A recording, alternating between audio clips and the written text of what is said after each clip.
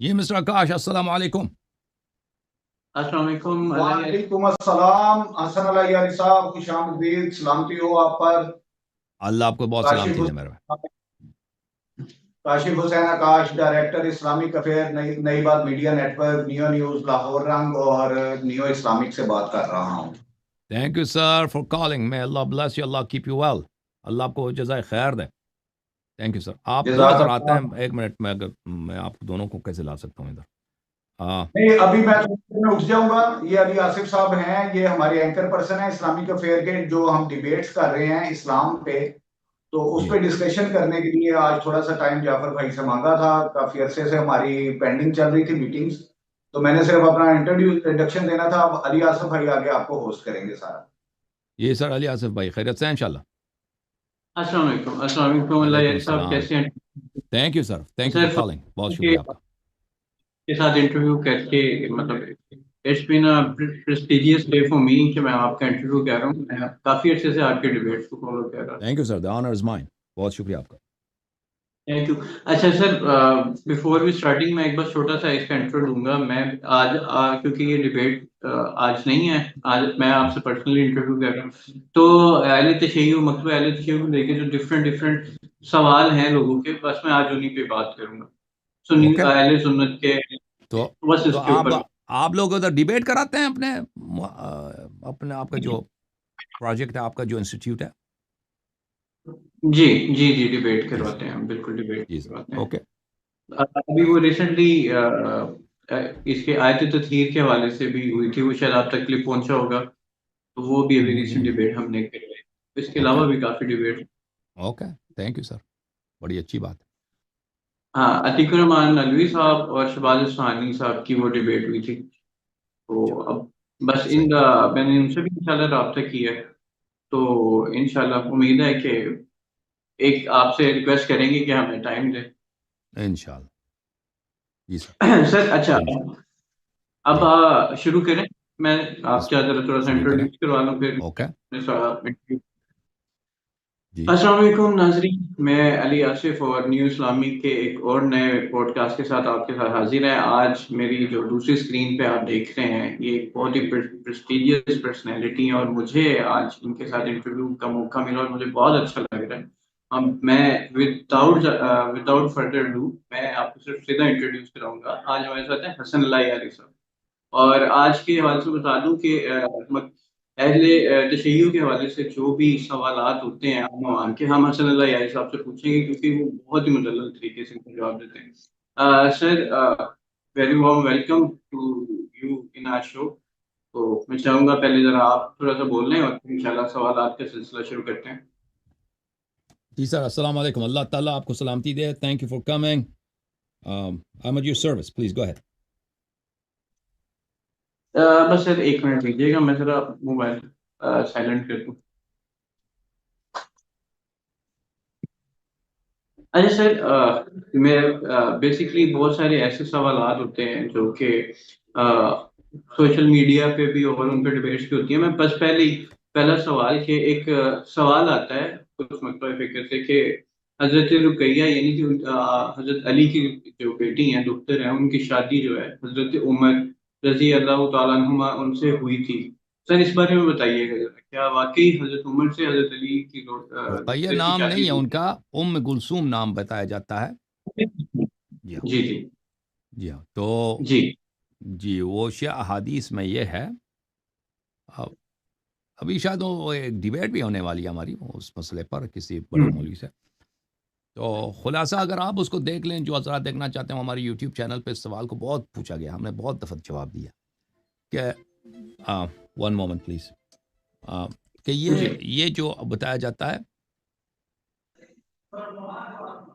اصل میں یہ ہے کہ شیعہ کتب میں اس کا تاریخ یہ ہے کہ خلیفہ ثانی نے امیر المؤمنین علیہ الصلاۃ والسلام پہ دباؤ ڈالا تھا زبردستی کی کہ مجھے اپنی بیٹی کا رشتہ دے دو، تو امیر المؤمنین علیہ السلام نے عذر کیا تھا کہ میری بیٹی چھوٹی ہے، تو اس کو بڑا غصہ آیا تھا، اس نے اپنی توہین سمجھا تھا، تو وہ گیا تھا عباس کے پاس، عباس جو امیر المؤمنین علی علیہ السلام کے چچا ہیں، تو ان سے کہا تھا کہ کیا میں ایک برا انسان ہوں؟ تو عباس نے کہا تھا کیوں آپ غصے میں ایسی بات کیوں کر رہے ہیں؟ تو انہوں نے کہا تھا کہ میں نے آپ کے بھتیجے سے اس کی بیٹی کا رشتہ مانگا ہے تو اس نے مجھے رشتہ نہیں دیا، تو اب اللہ کی قسم اب میری دشمنی شروع ہو گئی آپ کے خاندان کے ساتھ، تو چاہے زمزم کو میں ریتی سے بھر دوں گا، کیونکہ زمزم جو تھا عباس کے پاس تھا، وہ ان کے لیے بڑی عزت کی بات تھی کہ زمزم کی جو نگہبانی ہے، زمزم کا جو گارڈین شپ ہے وہ بنی ہاشم کے پاس ہے۔ اس کے علاوہ آپ کے جتنے آپ کے خاندان کے بنی ہاشم کے کاروبار ہیں، باغات ہیں، جو آمدنی ہے، میں اس سب کو تباہ کر دوں گا، اور اس کے علاوہ میں امیر المؤمنین علی علیہ السلام کے خلاف 2 شاہد لے کے آؤں گا کہ انہوں نے چوری کی ہے، اور چوری کے الزام میں ان کو پکڑ کر ان پہ حد جاری کروں گا اور ان کا دائیں ہاتھ تلوار سے کاٹ دوں گا کہ انہوں نے چوری کی ہے۔ تو جب عباس نے یہ سنا تو وہ سیدھے آگے امیر المؤمنین علی علیہ السلام کے پاس اور کہا کہ یہ شخص واقعاً یہ کر لے گا، آپ نے کہا اس کو رشتہ نہیں دیا ہے، تو یہ حاکم وقت ہے، یہ بادشاہ وقت ہے، اس کی حکومت بہت وسیع ہے، مصر اس کے زیر حکومت ہے، ایران اس کے زیر حکومت ہے، شام اس کے زیر، وہ دنیا کا سب سے بڑا امپائر اس کے ہاتھ میں ہے، تو یہ اس کے لیے یہ کام کرنا یہ بہت ہی آسان ہے، یہ کر لے گا۔ تو امیر المؤمنین علیہ السلام نے چچا کی یہ بات سنی تو ان کے چچا نے کہا کہ یہ اختیار مجھے دے دیں، میں اس معاملے کو سنبھال لیتا ہوں۔ تو امیر المؤمنین علیہ السلام نے کہا کہ یہ اختیار آپ کے ہاتھ میں، جو آپ کرنا چاہیں۔ تو عباس نے پھر وہ شادی عباس نے کرائی، وہ شادی عباس نے اس طرح کرائی کہ امیر المؤمنین علیہ السلام نے ایک جنیہ کو، ایک مؤنث جن کو، جن کے طائفے کو، جو یہودی جن تھی اور وہ نجران میں رہتی تھی، اس کو بلایا اور فرمایا، اس کو حکم دیا کہ تم میری بیٹی کی شکل صورت میں آ جاؤ، اور وہ جنیہ جو ہے وہ امیر المؤمنین علیہ السلام کی بیٹی ام کلثوم کی شکل اختیار کر لی، اور امیر المؤمنین علیہ السلام نے اپنی اصلی بیٹی کو چھپایا، اور جب شادی کا وقت ہوا تو عباس نے اسی جنیہ کی رخصتی کرا دی عمر صاحب کے ساتھ، تو وہ خلیفہ ثانی کے گھر چلی گئی، اور ہوا یہ کہ عمر کو شروع میں تو نہیں پتا تھا کہ یہ کیا، بعد میں اس نے کچھ حرکات دیکھی اس جنیت سے کہ بظاہر انسان ہے، بچی ہے، کہ اس کو شک ہوا، اور اس نے کہا کہ یہ علی علیہ السلام نے میرے ساتھ فراڈ کیا ہے، اس نے میرے ساتھ جادو کیا ہے، اور انہوں نے میرے ساتھ مکر کیا ہے، تو میں اس کو ان کے خلاف کارروائی کرتا ہوں، اور وہ کارروائی کرنے پہ اس نے آمادگی اختیار کر لی، آپ تیار ہوا، لیکن اس وقت اس کا قتل ہوا۔ ابو لؤلؤہ نے ان کو تلوار سے زخمی کیا، خنجر سے زخمی کیا، پھر وہ قتل ہو گئے، پھر وہ کچھ نہ کر سکے، پھر عمر کی وفات ہو گئی۔ جب عمر کی وفات ہو گئی تو امیر المؤمنین علیہ السلام ظاہر میں اس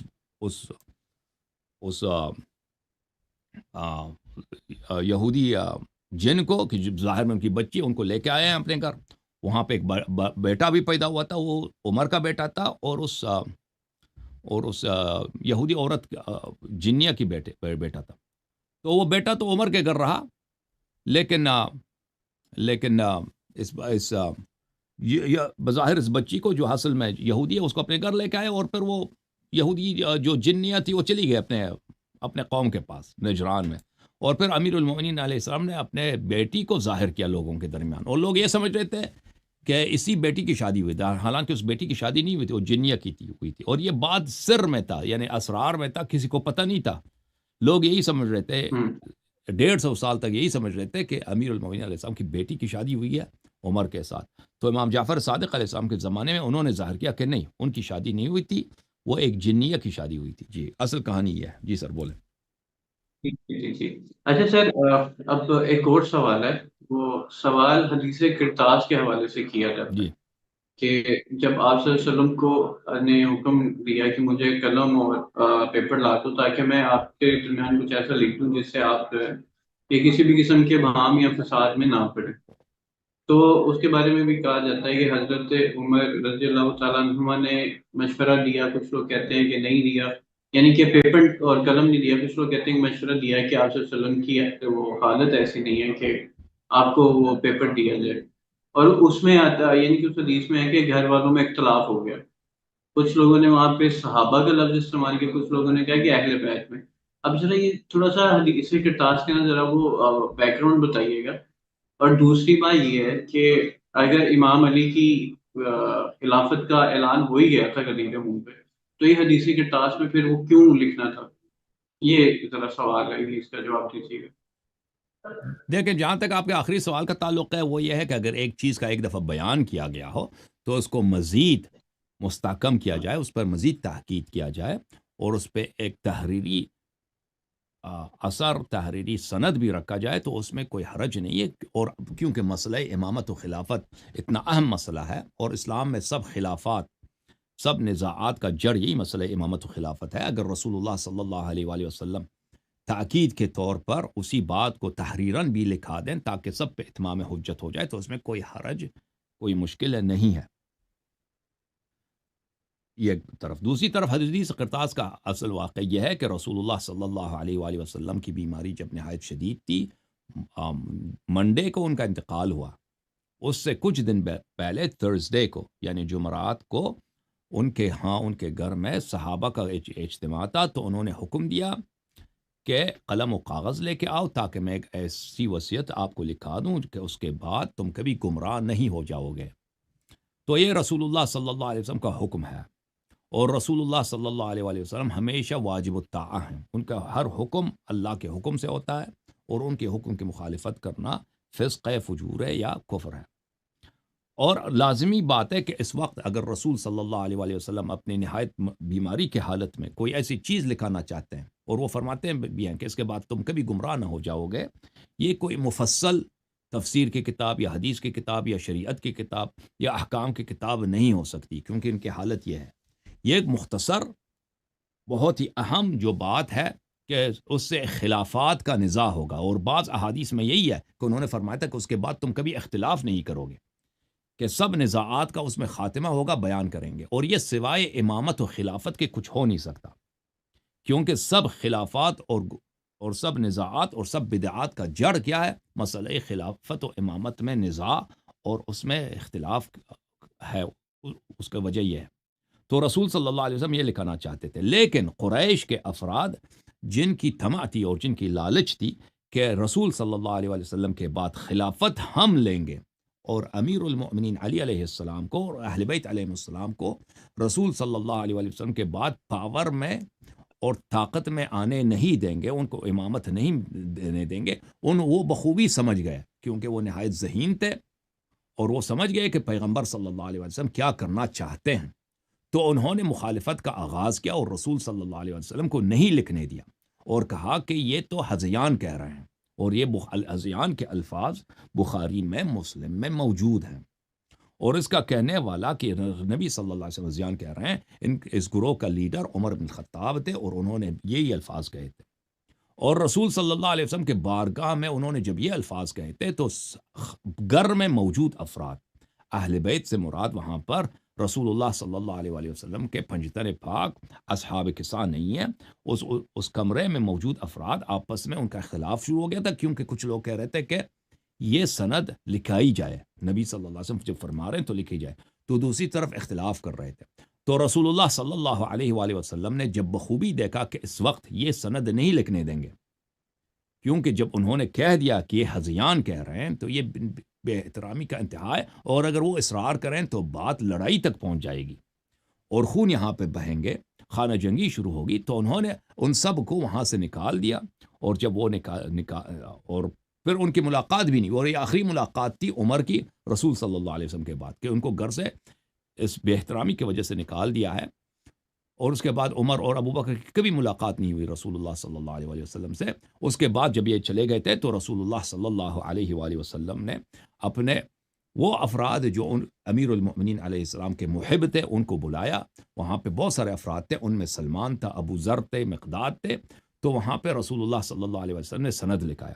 اس سند میں انہوں نے یہ لکھا کہ میرے بعد پہلا امام امیر المؤمنین علی علیہ السلام ہوں گے، ان کے بعد امام حسن علیہ السلام ہوں گے، ان کے بعد امام حسین علیہ السلام ہوں گے، اور اسی طرح 12 اماموں کا نام لیا اور فرمایا کہ 12ویں امام مہدی فرزند امام حسن عسکری علیہ السلام ہوں گے، وہ سب لکھا دیا رسول اللہ صلی اللہ علیہ وآلہ وسلم نے۔ جی سر، یہ واقعہ قرطاس کا خلاصہ یہ ہے۔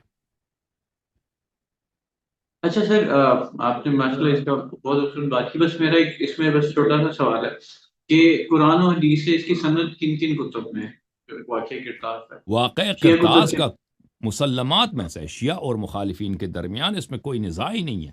یہ بخاری میں، مسلم میں، سنن نسائی میں اور مسند احمد ابن حنبل میں لا تعداد اسانید کے ساتھ متعدد صحابہ سے واقعہ مروی ہے. تو اس کا کوئی انکار کرنے والا نہیں ہے کہ یہ واقعہ پیش آیا ہے.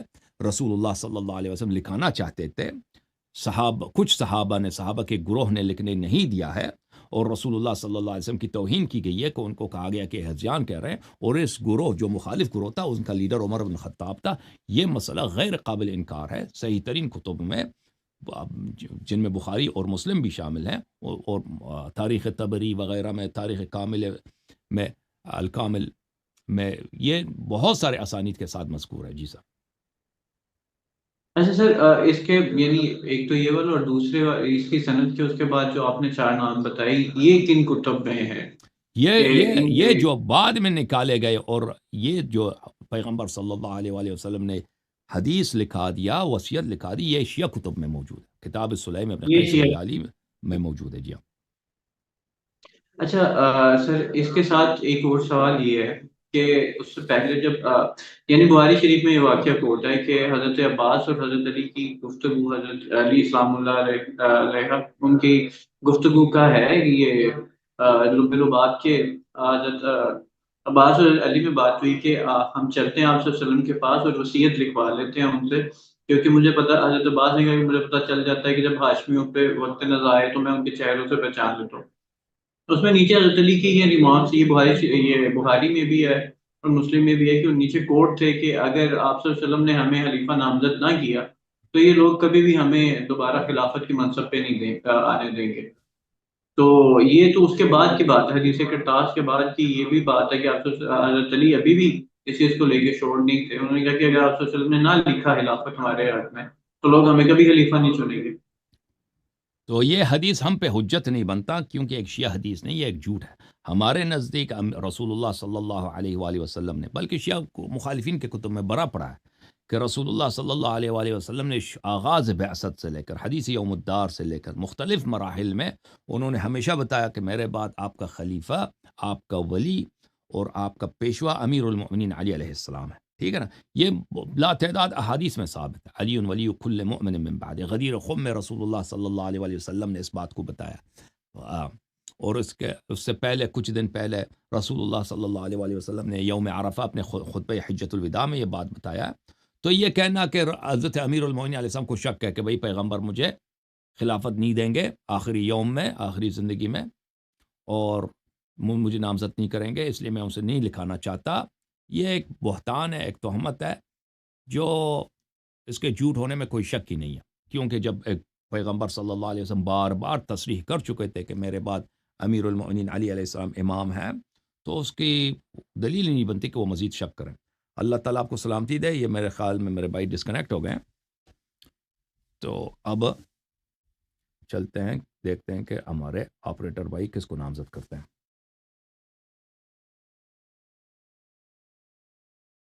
السلام علیکم قلندر صاحب.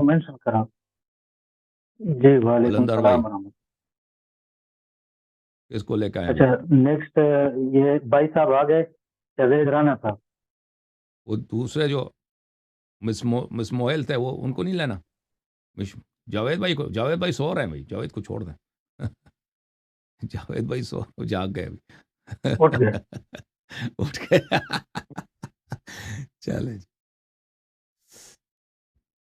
ہولڈ کر.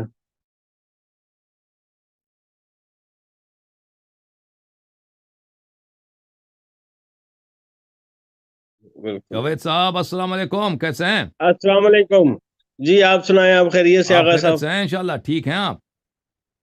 الحمدللہ. آپ ٹھیک ہیں؟ اللہ تعالیٰ آپ کو جزائے خیر دے، اللہ تعالیٰ آپ کو بہت سلامتی دے میرے بھائی. کہاں سے کال فرما رہے ہیں آپ؟ اچھا حضور، میں لاہور سے. حضور جی سر. لاہور سے. بہت آواز نہیں آ رہی میری؟ آ رہی. جی جی. اچھا میرا ایک کویسچن ہے آغا صاحب. میں عمر رسیدہ بھی ہوں تو مجھے واقعی نیند آ جاتی ہے، بہت لیٹ ہو جاتا ہوں. کوئی بات نہیں، آپ اللہ تعالیٰ آپ کو صحت دے، عافیت دے. نیند اچھی چیز ہے.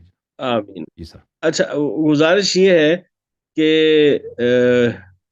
شیعہ کتب کا ترجمہ جی یہ بہت کم ہے، ترجمہ ہم، قرآن بھی، تفاسیر بھی، باقی چیزیں بھی. اس کے لیے کوئی اپنی نگرانی میں کوئی کونسل بنائیں، کچھ کریں آپ. یہ اگر کام ساتھ کر دیں تو یہ بہت بڑا کام ہوگا. انشاءاللہ میں انشاءاللہ. آپ سے ایک ابھی تو مفاتیح الجنان آپ نے مجھے بک کہی ابھی تھی، تو سوری جی میں سر، کمپلیٹ بولیں کر بولیں. لوں ایک بات. تو وہ مفاتیح الجنان دعاؤں کی آپ نے مجھے نا ایک بتائی ہم، تھی بک، وہ میں نے بڑی پتہ کی. وہ کہتے ہیں جی پرشین میں ہے، اس کا مطلب نہیں ہے، ترجمہ نہیں ہے اویلیبل.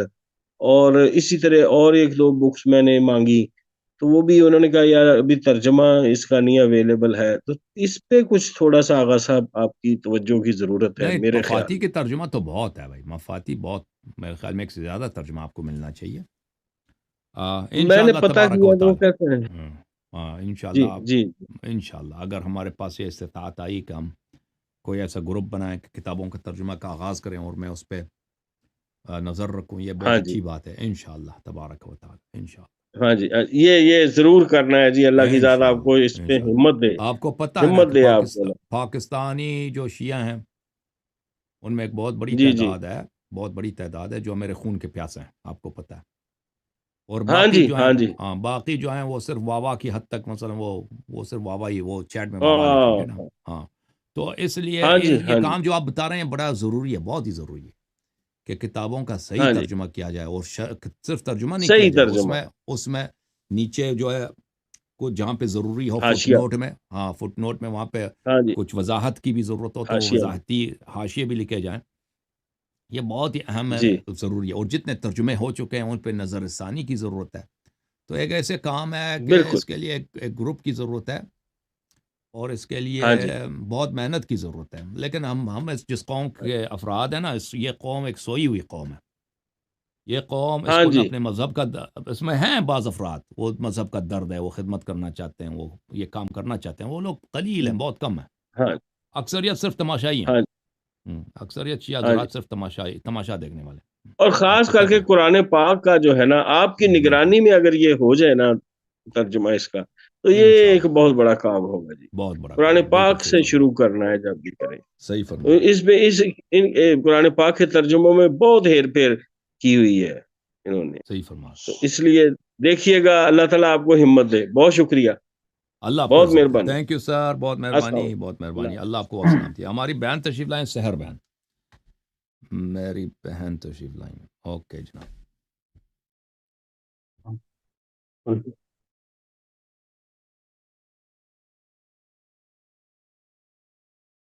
ہاں صحیح ہے صحیح ہے.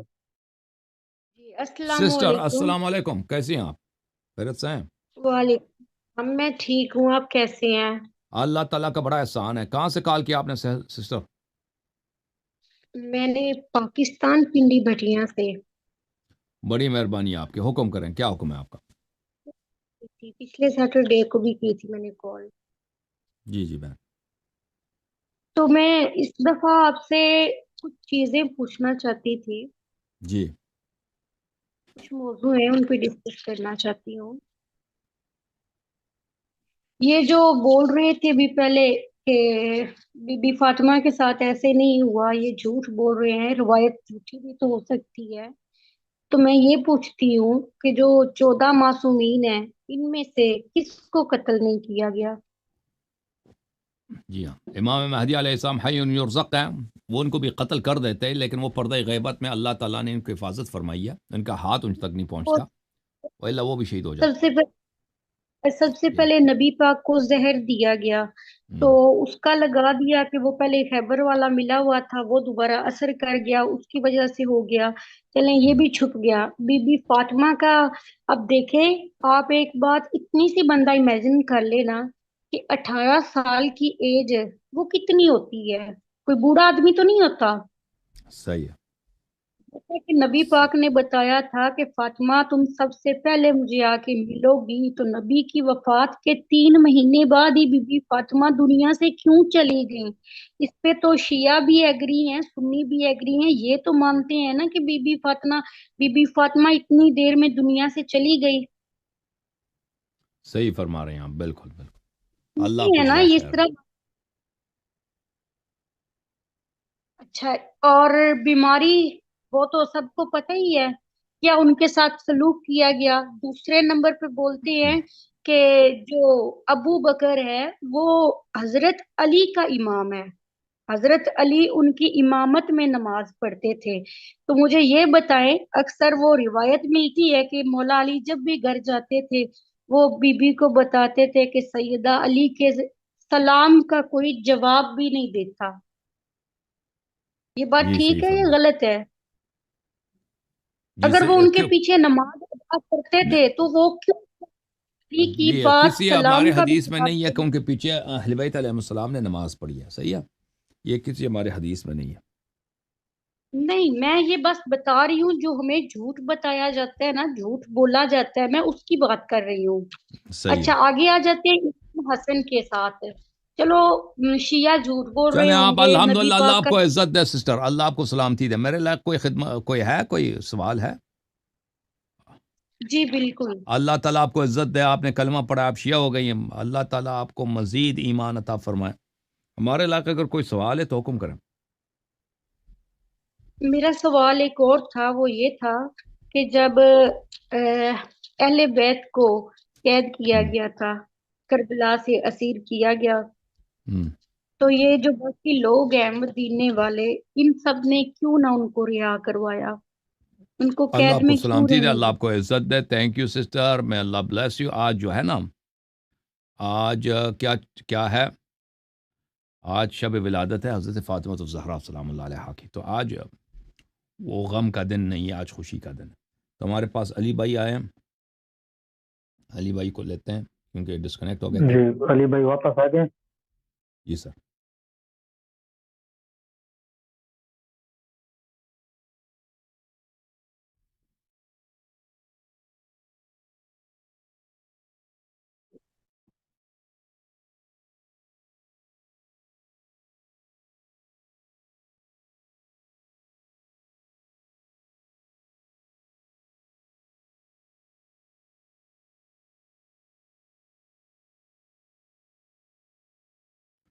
جی علی بھائی السلام علیکم۔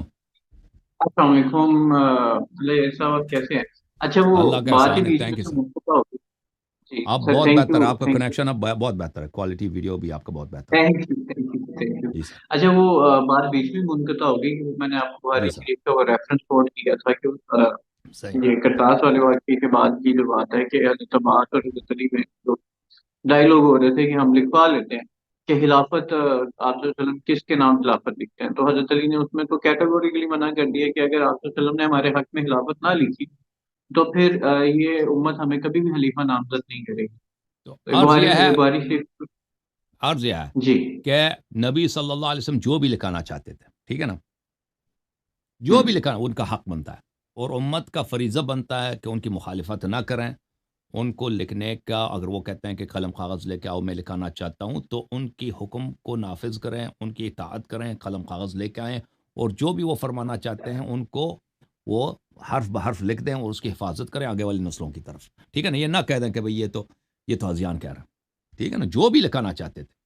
لیکن یہ جو ادعا کیا گیا ہے کہ امیر المومنین علیہ السلام نے کہا ہے کہ بھئی وہ پیغمبر اگر لکھ دیں تو وہ ہمیں نامزد شاید نہ کریں تو پھر آگے ہمیں خلافت نہیں ملے گی، تو یہ ایک جھوٹ اور بہتان کے علاوہ کچھ بھی نہیں ہے، کیونکہ رسول اللہ صلی اللہ علیہ وسلم نے اپنی بعثت کے پہلے دن سے حدیث یوم الدار سے لے کر مختلف مراحل میں ہمیشہ مختلف خطبوں میں، مختلف مقامات میں امیر المؤمنین علیہ السلام اور اہل بیت علیہ السلام کے فضائل بیان کیے ہیں، اور امت پر ان کی اتباع واجب کیا ہے۔ سب مسلمانوں کا اجماع ہے کہ رسول اللہ صلی اللہ علیہ وآلہ وسلم نے عرفہ کے دن اپنے خطبے میں حجت الوداع میں انہوں نے فرمایا کہ میرے بعد میرے اہل بیت علیہ السلام کی طاعت تم پہ واجب ہے، اور فرمایا حدیث ثقلین بیان فرمایا، حدیث خلیفتین بیان فرمایا، حدیث غدیر خم میں امیر المومنین علیہ السلام کی امامت کا ذکر فرمایا، اس سے پہلے فرمایا علی ولی کل مؤمن من بعد من اطاع علی علیہ السلام فقد اطاعنی، جس نے ان کی اطاعت کی میری اطاعت کی ہے، اور جس نے ان کی معصیت کی ہے اس نے میری نافرمانی کی ہے۔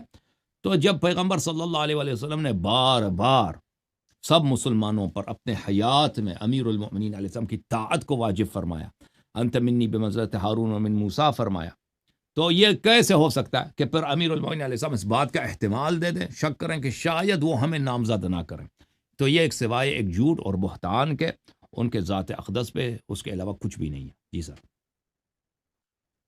یہ بخاری شریف میں لکھا ہے، یہ میں مطلب یہ میرا کوئی آرگیومنٹ نہیں ہے، بخاری جی سر، شریف کی تھینک یو حدیث سر، چھوڑ کے۔ اچھا اللہ آپ کو چلیں عزت۔ اس سے آگے چلتے ہیں کہ سر جی جیسے یہ بات آپ نے بھی کی کہ موسیٰ اور ہارون، آپ صلی اللہ علیہ وسلم نے فرمایا کہ علی مجھ سے ایسی نسبت ہے جیسے موسیٰ کو ہارون کے ساتھ۔ اب اس میں ایک بڑا اہم سوال یہ ہے کہ نبی کی وراثت تو نبوت ہو سکتی ہے نا؟ اب آپ صلی اللہ علیہ وسلم نے کیا اپنے پیچھے monarchy، بادشاہت، کوئی ایسا مطلب کہ ایسا نظام چھوڑنا تھا جس کا خلیفہ یعنی نامزد کرنا تھا؟ اگر ہم صرف کامن پرسپشن بات کریں عام انسان کی، تو نبی اپنی وراثت میں یا تو نبوت چھوڑ سکتا ہے یا علم چھوڑ سکتا ہے، تو اس کا وارث تو آلریڈی حضرت علی ہے۔ اب یہ خلافت والی بات کی جو ضد ہے وہ کس لیے ہے؟ یعنی کہ آپ نے فرمایا کہ میں علم کا شہر اور علی اس کا دروازہ ہے، اپنی وراثت تو آلریڈی حضرت علی کو نومینیٹ کر کر چلے گئے، سب کو پتہ ہے اس بات کا۔ اب آگے یہ جو خلافت اور حکومت اور یہ جو ان کی جو فالوور ہیں ان کو تابع کرنے والی بات ہے، یہ تو آپ صلی اللہ علیہ وسلم نے ویسے نومینیٹلی مطلب اس طرح سے حدیث ملتی ہے، لیکن ایسا تو نہیں ہاتھ کھڑا کر کے کہا کہ بس حضرت علی کی اطاعت کی جائے۔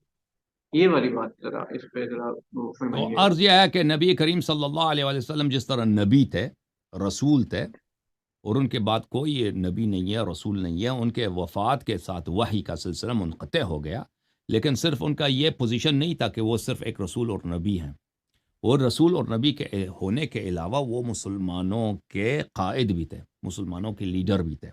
ان کے وفات کے بعد لیڈرشپ کا جو پوزیشن ہے وہ خالی ہو جائے گا، ٹھیک ہے؟ نبوت، نبی وہ ہمیشہ کے لیے ہیں، نبی ان کے بعد کوئی نبی نہیں آئے گا، لیکن ان کے بعد قائد، امام، خلیفہ جو ان کے جگہ ان کی لیڈرشپ کی ذمہ داریاں سنبھالیں۔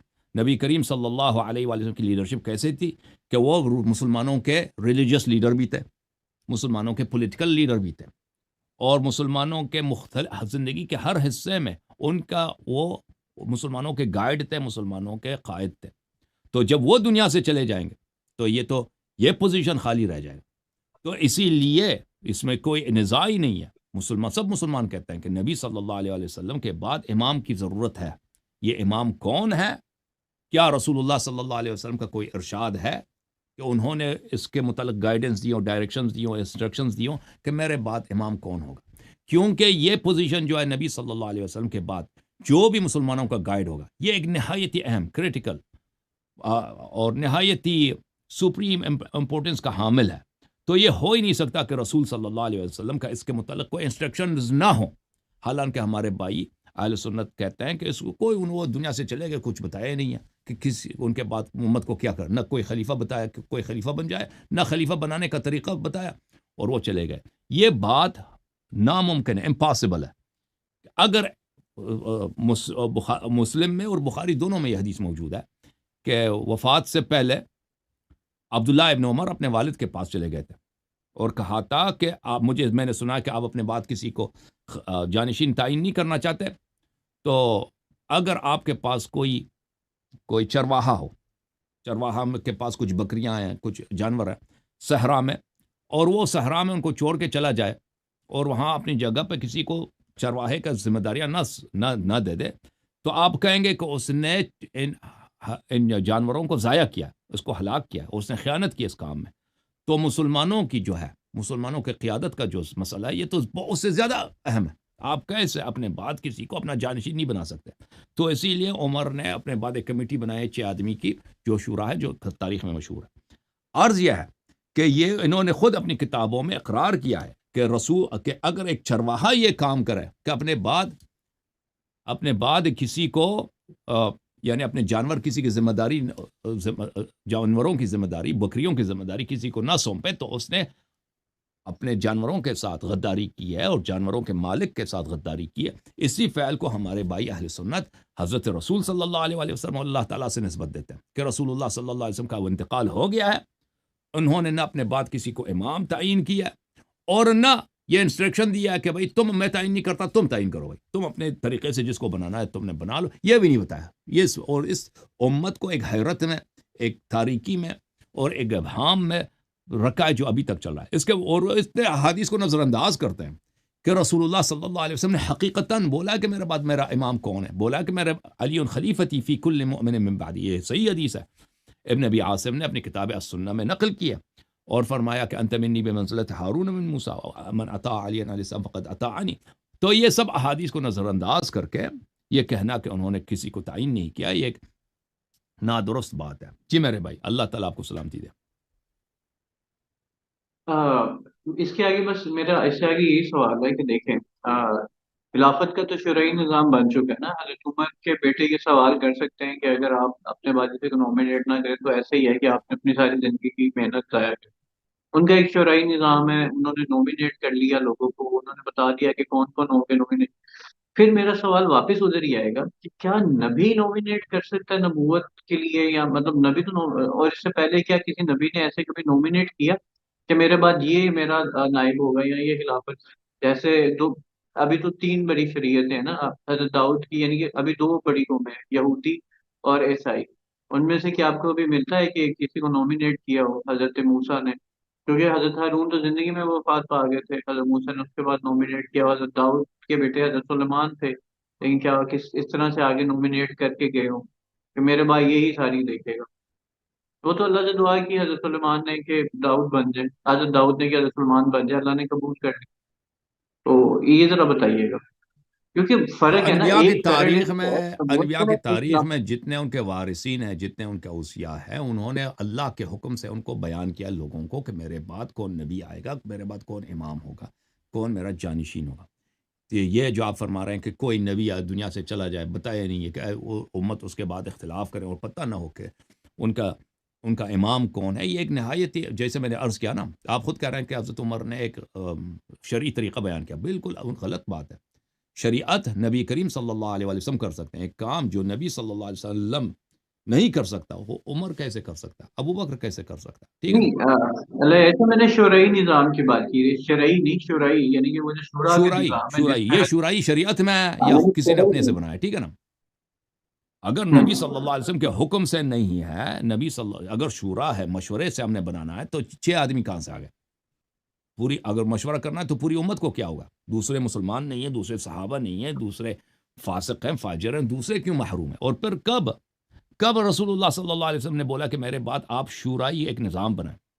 اگر شورائی نظام تھا تو ابو بکر نے عمر کو کیوں نامینیٹ کیا، اپوائنٹ کیا، اس کو انوائنٹ کیا میں اپنے بعد؟ حالانکہ مسلمانوں نے مخالفت بھی کی تھی کہ یہ سنگ دل آدمی ہے، سخت دل آدمی ہے، آپ اس کو کیوں ہم پہ مسلط کر رہے ہیں؟ اس کے باوجود، یعنی مشورے کے باوجود، اس ابو بکر نے عمر کو نامینیٹ۔ تو یہ کہ اگر اس نے شورا بنایا ہے تو اس شورا میں بہت سارے اشکالات ہیں کہ اگر بات شورا کیا ہے تو یہ دیکھیں قرآن کی آیت ہے، وَرَبُّكَ يَخْلُقُ مَا يَشَاءُ وَيَخْتَارُ مَا كَانَ لَهُمُ الْخِيَرَةُ سبحانہ وتعالی عما یشرکون۔ اللہ تعالیٰ جو خلق کرتا ہے وہی اپوائنٹ کرتا ہے، یہ قرآن کی آیت ہے، جو خلق کرتا ہے وہی اپوائنٹ کرتا ہے۔ ماں کان، لوگوں کو یہ آپشن نہیں ہے، چوائس نہیں ہے کہ وہ کسی کو سلیکٹ کریں، یہ اللہ نے جب کہہ دیا، اور اللہ نے یہ قید نہیں لگا کہ صرف نبوت کے لیے ہی ہے، اللہ تعالیٰ نے جتنے دین میں مقامات ہیں ان کے لیے اللہ نے فرمایا وَرَبُّكَ يَخْلُقُ مَا يَشَاءُ وَيَخْتَارُ مَا كَانَ لَهُمُ الْخِيَرَةُ۔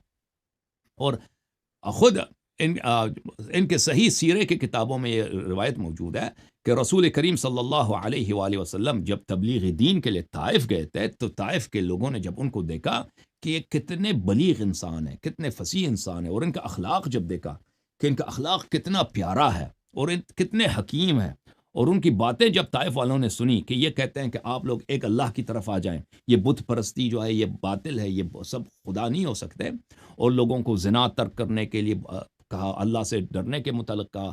اور جب ان کے معجزات دیکھے تو طائف والوں نے کہا، طائف کا جو وہاں کا قبیلے کا سردار تھا، یہ سیرے کی کتابوں میں صحیح اسانید کے ساتھ موجود ہے کہ انہوں نے کہا تھا کہ یہ ایک ایسا شخص ہے کہ اگر ہم ان کا ساتھ دے دیں، ان کے ساتھ دینے کے بدولت ہم پورے عرب پر ہم حاوی ہو جائیں گے۔ اور نبی کریم صلی اللہ علیہ وسلم اس وقت نہایت تنہائی کی حالت میں تھے، ان کے اپنا قوم جو قریش تھا، ان کی بد برتاؤ کی وجہ سے، ان کی دشمنی کی وجہ سے وہ مجبور ہو گئے تھے کہ مکہ چھوڑ کے طائف کے لوگوں کو اسلام کی طرف بلائیں۔ تو ان طائف کے لوگوں کو بخوبی پتہ تھا کہ ان کے اپنے قوم میں ان کی سپورٹ نہیں ہے، تو ان کے بزرگ نے کہا تھا کہ اگر ہم ان کا ساتھ دے دیں تو ہم ان کے توسط سے، کیونکہ ان کی شخصیت ایسی ہے، ان کی لیڈرشپ اتنی کارزمیٹک ہے، ان کا میسج اتنا دل پذیر ہے کہ ہم پورے عرب پہ ہم حکمران ہو جائیں گے. تو انہوں نے یہی شرط رکھا تھا نبی کریم صلی اللہ علیہ وسلم کے ساتھ کہ دیکھیں ہم آپ کا ساتھ دیتے ہیں، لیکن آپ کے بعد جب آپ دنیا سے چلے جائیں گے تو لیڈرشپ ہماری ہوگی.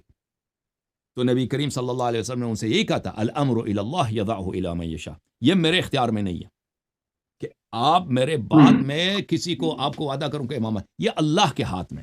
اللہ تعالیٰ جس کو اپوائنٹ کرے گا وہی امام ہوگا، میں نہیں کروں. حالانکہ وہ اس وقت نبی کریم صلی اللہ علیہ وسلم کے لیے تنہائی کا دور تھا، اور ان کے لیے نہایت ہی کہ اگر وہ سپورٹ حاصل کرتے اتنے بڑے علاقے طائف کے، تو وہ پولیٹیکلی لحاظ سے، ریلیجیس لحاظ سے ان کے لیے بہت اہم تھا. لیکن نبی کریم صلی اللہ علیہ وسلم نے ان کو واضح طور پہ کہہ دیا کہ یہ میرے ہاتھ میں نہیں. جب امامت کا امر نبی صلی اللہ علیہ وسلم کے ہاتھ میں نہیں، اور نبی صلی اللہ علیہ وسلم نے شروع سے کہہ دیا یہ اللہ کے ہاتھ میں ہے، تو پیغمبر نے تو بتا دیا اللہ تعالیٰ جس کو چاہے امام اپوائنٹ کرے. تو یہ کہنا کہ اللہ تعالیٰ نے اپوائنٹ نہیں کیا ہے اور امت کو حیرت میں رکھا ہے، اور اسلام کا اس میں کوئی انسٹرکشن ہی نہیں ہے جی سکسیشن کے مسئلے میں کہ نبی صلی اللہ علیہ وسلم کے بعد سکسیڈ ان کو کون کرے گا، ان کا جانشین کون بنے گا. اللہ کا کوئی انسٹرکشن ہی نہیں ہے. نہ یہ کہتا ہے کہ بھئی میں بناتا ہوں امام، اور نہ کہتا ہے کہ میں نہیں بناتا تم اپنے سے بناؤ یا تم سلیکٹ کرو شورا، کچھ بھی نہیں ہے. اور اوپر سے یہ بھی کہہ رہا کہ دین کامل ہے. اور سب سے اہم مسئلہ بھی مسلمانوں میں پچھلے 1300-1400 سال 1450 سال سے یہی چلتا آ رہا ہے کہ نبی صلی اللہ علیہ وسلم کا جانشین کون ہے. اور یہ کام ایک چرواہا اپنے بکریوں کے ساتھ بھی نہیں کرتا، ٹھیک ہے نا، کہ بالکل وائڈ رکھ دے بھائی کہ سکسیشن کا پتہ ہی نہ ہو. تو یہ ایک باطل بات اور ایک غیر معقول بات، اور یہ بالکل ایک ابسرڈ سجیشن ہے جو کسی عقل اس کو ہر عقل کے سامنے یہ آپ رکھ دیں وہ پتہ چلے گا کہ یہ ہو ہی نہیں سکتا. اگر ہم نبی صلی اللہ علیہ وسلم کو نبی نہ بھی مانے نا، جیسے سیکولر حضرات جو ہیں نن مسلمز کہتے ہیں وہ نبی نہیں ہیں، لیکن وہ یہ تو مانتے ہیں کہ ہمارے نبی کریم صلی اللہ علیہ وسلم ایک بہت ہی اچھے ایڈمنسٹریٹر تھے، ایک بہت ہی حکیم انسان تھے، ایک بہت انٹیلیجنٹ انسان تھے.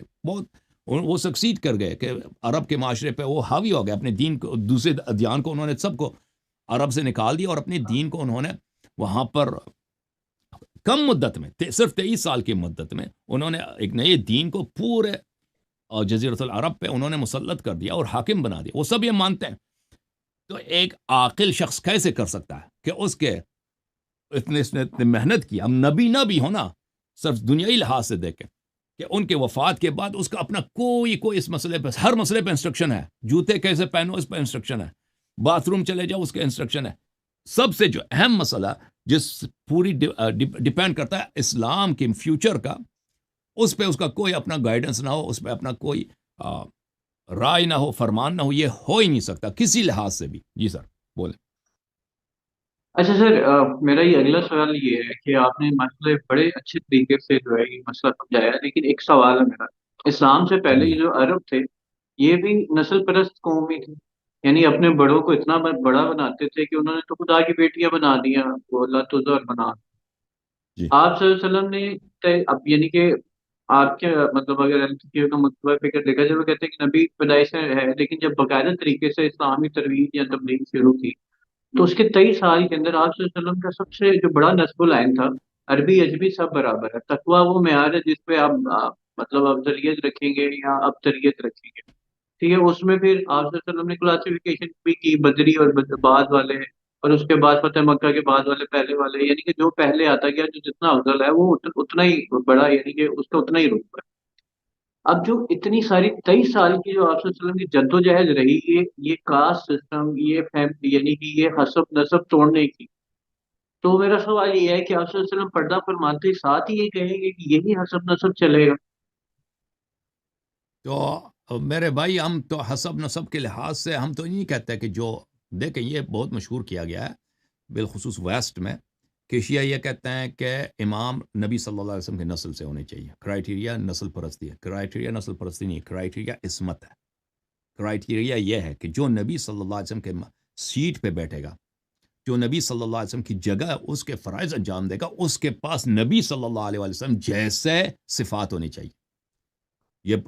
یہ بہت واضح بات ہے کہ اگر آپ کسی کو سکسیڈ کرتے ہیں، اس کی جگہ پہ اس کی ڈیوٹیز آپ پرفارم کرنے کی کوشش کرتے ہیں. جی بولیں. معذرت لیکن آپ یعنی کہ آپ دیکھیں نا اہل تشیع مکتبہ فکر کے مطابق 12 جو ائمہ ہیں وہ مطلب آپ صلی اللہ علیہ وسلم کی نسل میں سے حضرت فاطمہ کی نسل میں سے حضرت علی کے اچھا یعنی فاطمہ کی حضرت فاطمہ کی نسل میں جی سے جی سلام اللہ علیہ جی کی، تو جی مطلب یہ تو سلیکٹڈ وہ تو اسی جی نسبی کام ہی ہو گیا نا، جی حسب اب نسب سے سن ہی لیں، آ گئے، نسب کی دوسرے وجہ، علوی نہیں نسب ہے۔ اس کی کرائٹیریا نہیں ہے، ٹھیک ہے نا، نسب اس کی کرائٹیریا نہیں ہے. میں عرض یہی کر رہا تھا کہ کرائٹیریا یہ نہیں ہے، کیونکہ نبی صلی اللہ علیہ وسلم کے رشتہ دار بہت تھے. دیکھیں اگر نسب میں بات ہو تو امیر المؤمنین علی علیہ الصلوۃ والسلام تو ان کے چچا کے لڑکے ہیں، ٹھیک ہے نا، بیٹا بھی نہیں ہے، چچا کے لڑکے، ان کا چچا موجود ہے عباس. اگر خاندانی والی بات ہو کہ اپنے خاندان میں رکھنا ہے نا، چچا عباس چچا بھی ہے، بزرگ بھی ہے، بوڑھا بھی ہے، نبی صلی اللہ علیہ وسلم امیر المؤمنین علیہ السلام سے بہت بوڑھا ہے، ٹھیک ہے، اور ان کا کوئی پولیٹیکل اتنا ان کا مخالف بھی نہیں ہے دیکھا جائے، کیونکہ عباس کا کسی سے دشمنی ہی نہیں ہے. امیر المؤمنین علی علیہ السلام نے ہر جنگوں میں انہوں نے مختلف قبائل کے افراد کو قتل کیا ہے.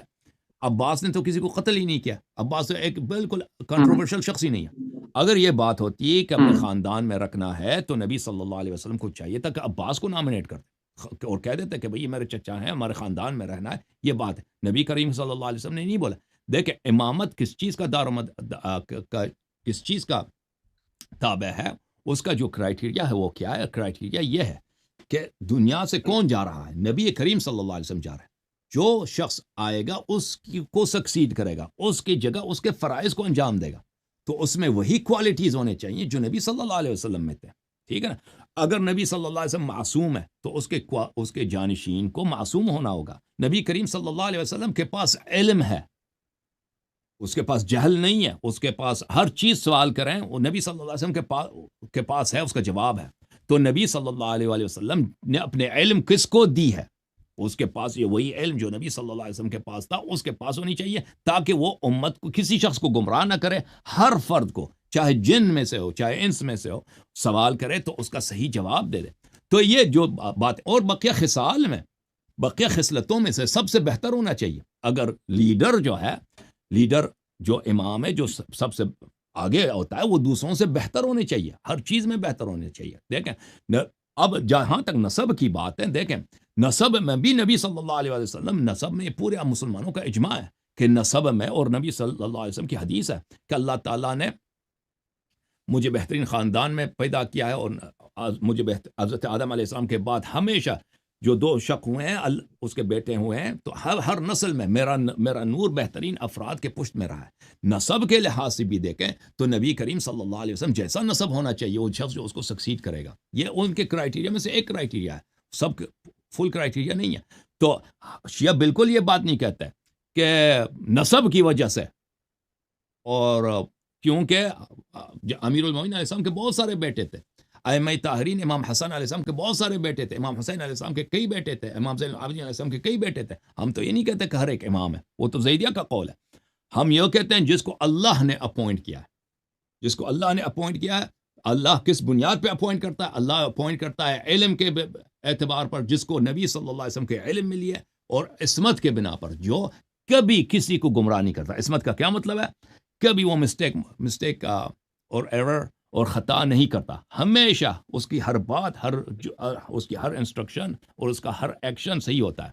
ایسا شخص ہے جو اللہ کے حکم سے نبی صلی اللہ علیہ وسلم کے بعد انسانیت کی وہ گائیڈنس کر سکتا ہے، لیڈرشپ کر سکتا ہے، جس کے پاس انسانیت کے ہر سوال کا جواب ہے. اور کسی بھی مسئلے میں وہ اگر کوئی قدم اٹھاتا ہے، کوئی انیشیٹو کا آغاز کرتا ہے، وہ کسی پہ ظلم نہیں ہوتا، کسی کا نقصان نہیں ہوتا، اور وہاں پہ کوئی شخص کا حق ضائع نہیں ہوتا. اور یہ کسی کے بس میں نہیں ہے کہ آئیڈینٹیفائی کرے معصوم کون ہے، سوائے اس کو سوائے اللہ کے، کہ اللہ آئیڈینٹیفائی کرتا ہے کہ میں نے عصمت کس کو دیا. ٹھیک ہے نا، کون وہ ہے جو کبھی اگر لیڈر بنے وہ کبھی خطا نہیں کرے گا. یہ ہم انسانوں کی بس کی بات نہیں ہے کہ ہم آئیڈینٹیفائی کریں کہ اگر فلان شخص لیڈر بن جائے وہ خطا نہیں کرے گا. بہت سارے لوگ ہمارے نظر میں یہ بہت اچھے لیڈر ہیں، جب لیکن وہ لیڈر بن جاتے ہیں تو وہ خطا کر جاتے ہیں، لوگوں کو بہت سارے وعدے کرتے ہیں، وعدے بھول جاتے ہیں، بہت سارے غلط قدم اٹھاتے ہیں اپنی ملک کے یا اپنے جن لوگوں کے انہوں نے لیڈرشپ کرنی ہے ان کا نقصان کراتے ہیں، ان کو ضائع کراتے ہیں، ان کی جنگیں ہوتی ہیں، بہت سارے لوگ بے گناہ مر جاتے ہیں. لیکن کون ہے جو گارنٹی اللہ کی گارنٹیز ہے کہ کبھی خطا نہیں کریں گے؟ وہ اللہ نے خود اس کو آئیڈینٹیفائی کیا، اور وہ معصومین علیہم الصلاۃ والسلام ہے. جی سر. اچھا، اب آپ صلی اللہ علیہ وسلم نے فرمایا کہ میرے پاس جو ہے القا یعنی کہ الہام جو ہے وہ ختم ہو جائے گا، یعنی کہ وحی نازل ہونا ختم ہو جائے گا، میرے بعد اب وحی نہیں آئے گی. تو پھر یہ ائمہ معصومین کو کیسے پتہ چلتا ہے کہ ان میں سے امام یہ ہے؟ تو آپ نے فرمایا نا کہ وہ اللہ تعالیٰ کی طرف سے چنے ہوئے ہیں، وہ جو بھی ان سب میں سے جو بھی معصوم ہوگا جس کو اللہ نے چنا ہے امام کے لیے، ان کو کیسے؟ نبوت کے لیے تو فرشتے تو آ رسول جاتے ہیں نا، اللہ صلی فرشتے اللہ علیہ وسلم کے بے شمار احادیث ہیں کہ انہوں نے امت کو بھی بتایا، صحابہ کو بھی بتایا، اور اہل بیت علیہ السلام کو بھی بتایا کہ میرے بعد پہلا امام امیر المؤمنین علی علیہ السلام ہوں گے، ان کے بعد امام حسن علیہ چلیں السلام یہ تو ہوں ہو گے، گیا نا. آگے ان کے 12 بعد امام 12 کے بعد حسین علیہ السلام ہوں گے. اور نبی کریم صلی اللہ علیہ وسلم نے بتایا تھا متواتر احادیث میں، بے شمار احادیث میں، کہ امام حسین علیہ السلام کی نسل سے 9 امام آئیں گے. ان میں سے پہلا جو شخص ہوگا ان کا فرزند علی ہوگا، اور ان کا کنیا بلے ان کا لقب شریف زین العابدین ہوگا. اور ان کے بعد جابر بن عبداللہ انصاری کی بہت ساری روایتیں ہیں، ایک نہیں بہت زیادہ روایتیں ہیں کہ رسول اللہ صلی اللہ علیہ وسلم نے جابر کو پنجتن پاک کا بتایا، پھر امام علی بن الحسین کا بتایا، پھر بتایا کہ اے جابر تم زندہ رہو گے اس وقت تک کہ تمہاری ملاقات ہوگی امام علی بن الحسین علیہ السلام کے فرزند محمد ابن علی سے، جو ہمارے 5ویں امام ہیں، اور جب ان سے ملاقات ہو تو ان کو میرا سلام کہہ دینا. اور جابر بار بار آتے تھے.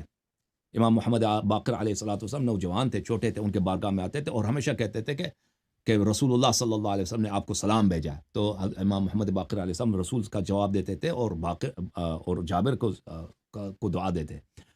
اور اس کے بعد رسول اللہ صلی اللہ علیہ وسلم نے فرمایا کہ ان کے بعد امام جعفر صادق علیہ السلام ہوں گے، ان کے بعد امام موسیٰ کاظم علیہ السلام ہوں گے، ان کے بعد امام علی رضا علیہ السلام ہوں گے، ان کے بعد ان کا فرزند امام محمد جواد ہوں گے، ان کے بعد ان کا فرزند حضرت امام ہادی علیہ السلام ہوں گے، اور امام حسن عسکری علیہ السلام، امام مہدی علیہ السلام. رسول اللہ صلی اللہ علیہ وآلہ وسلم نے امت کو تاریکی میں، حیرت و سرگردانی میں نہیں چھوڑا ہے. رسول اللہ صلی اللہ علیہ وآلہ وسلم نے قیامت تک امامت کے مراتب پہ کون فائز ہوں گے وہ سب بار بار بتایا، مکررن بتایا، تحریرن بھی بتایا، یہاں تک کہ اللہ تعالیٰ نے بار بار آسمان سے، دیکھیں جیسے حضرت موسیٰ علیہ السلام پہ الواح نازل ہوئے تھے، موسیٰ پہ جو تورات نازل ہوئی نا ان کے سینے پہ نازل نہیں ہوئی، اللہ نے الواح بھیجے تھے، اس کے لیے ٹیبلٹس بھیجے تھے. ہمارے نبی کریم صلی اللہ علیہ وآلہ وسلم کے پاس اللہ کی جانب سے صحیفے آئے تھے، اللہ کی جانب سے ٹیبلٹ آیا تھا کہ اس میں 12 اماموں کے نام لکھے تھے. یہ متواتر احادیث میں موجود ہے کہ رسول اللہ صلی اللہ علیہ وسلم نے بتایا تھا، اللہ نے بھی یا بتایا. ہر کتب میں؟ یہ ہمارے کتب میں بھی موجود ہے، آپ کے کتب میں بھی ہے؟ موجود ہے، یا اب جماعت مخالفین کے کتب میں موجود ہے، فرائض السمتین وغیرہ میں موجود ہے. جی ہاں، یہ صحیفے آئے تھے، ٹیبلٹس آئے تھے جیسے بالکل وہاں. بالکل. اچھا میرا سوال جیسے وہ صرف وہ نہیں ہے، دیکھیں رسول صلی اللہ علیہ وسلم کے اپنے احادیث متواتر. یہ کتاب میرے ہاتھ میں کفایت الاثر فی النص علی الائمۃ الاثنی عشر، اس کتاب میں مخالفین کے طرق سے ہم یہ دیکھیں، ملاحظہ کریں، یہ میں آپ کو کتاب دکھا دیتا ہوں، کفایت الاثر فی النص علی الائمۃ الاثنی عشر. اس کے مؤلف کون ہیں؟ اس کے مؤلف ہیں ابو القاسم علی بن محمد بن علی بن خزار القمی الرازی. اس کتاب کے مقدمے میں وہ کہتے ہیں یہ کتاب صرف ان احادیث میں مشتمل ہے جن میں رسول کریم صلی اللہ علیہ وسلم نے 12 اماموں کے نام لیے، نام لے کر بتا دیں کہ میرے بعد 12 امام. اور یہ سب کے سب انہوں نے یہ سنہ 330 کے لگ بھگ ان کی رہتے تھے، سنہ 300 کے بعد ان کی وفات. انہوں نے یہ سب کے سب اہل سنت کے کتب سے نقل کیے ہیں، شیعہ کتب سے نہیں، سب احادیث اہل سنت کے کتب سے نقل کی. اور اس میں بہت سارے احادیث ہیں، شاید اس میں دیکھ لوں اس میں آخری حدیث کا نمبر کتنا ہوگا، ہو سکتا ہے کہ کوئی 500-600 احادیث ہوں گے، بھلے بہت سارے احادیث ہیں. یعنی اس میں آخری جو صفحہ ہے، صفحہ نمبر 426 ہے، تقریباً 400 صفحوں سے زائد اس میں احادیث ہیں جن میں 12 ائمہ علیہ السلام کے بار بار رسول اللہ صلی اللہ علیہ وسلم نے نام لیا. دیکھیں بخاری میں حدیث موجود ہے، الخلفاء من بعد 12، میرے بعد 12 خلیفے ہوں گے. اب کیا یہ رسول صلی اللہ علیہ وسلم نے نام نہیں بتایا کہ میرے بعد وہ خلیفہ کے نام کیا ہوں گے؟ حتماً بتائیں. صحابہ بھی پوچھیں گے بھئی آپ کا جانشین، یہ تو نہایت ہی اہم سوال ہے کہ آپ دنیا سے جا رہے ہیں، آپ کے بعد آپ کا جانشین کون ہوگا، ٹھیک ہے نا. اب سیاست نے جو کہہ لیا، جو حذف کیا گیا ہے لوگوں تک نہیں پہنچ، بخاری نے بخاری کے مشائخ نے باقیہ نہیں وہ حذف کیا، ان لوگوں نے ہٹا دیا کہ وہ 12 کون ہے. پیغمبر صلی اللہ علیہ وسلم ایک غیر فائدہ مند کلام کہہ نہیں سکتے بھائی. جو لوگوں کو سمجھ ہی نہیں آئے وہ متحیر رہ جائیں کہ بھئی اس کا مطلب ہی میرے بعد 12 خلفاء، اب وہ کون ہے وہ نہ بتائے، وہ تعین نہ کریں کہ یہ 12 کون ہیں، ان کا کیا نام ہے، کیا اسم ہے. یہ سب سے اہم مسئلہ یہی ہے کہ ان کے بعد خلافت کون ہے. حتماً جیسے ہمارے کتابوں میں یا حدیث کثرت کے ساتھ موجود ہے کہ انہوں نے 12 کے نام بتا دیے، ٹھیک ہے نا، تو یہ حتماً بتا دے. اگر نہیں بتایا ہے، اگر پیغمبر صلی اللہ علیہ وسلم نے نہیں بتایا تو اس کا مطلب یہ ہے کہ اللہ اور رسول صلی اللہ علیہ وآلہ وسلم نے وہ کام کیا ہے جو ایک چرواہا اپنے بکریوں کے ساتھ نہیں کرتا. ایک عام ریڑی والا جو سبزی بیچتا ہے نا، وہ اپنے ریڑی کے ساتھ وہ کام نہیں کرتا کہ خود چلا جائے اور ریڈی کو ایسے ہی چھوڑ کے چلا جائے. جی سر.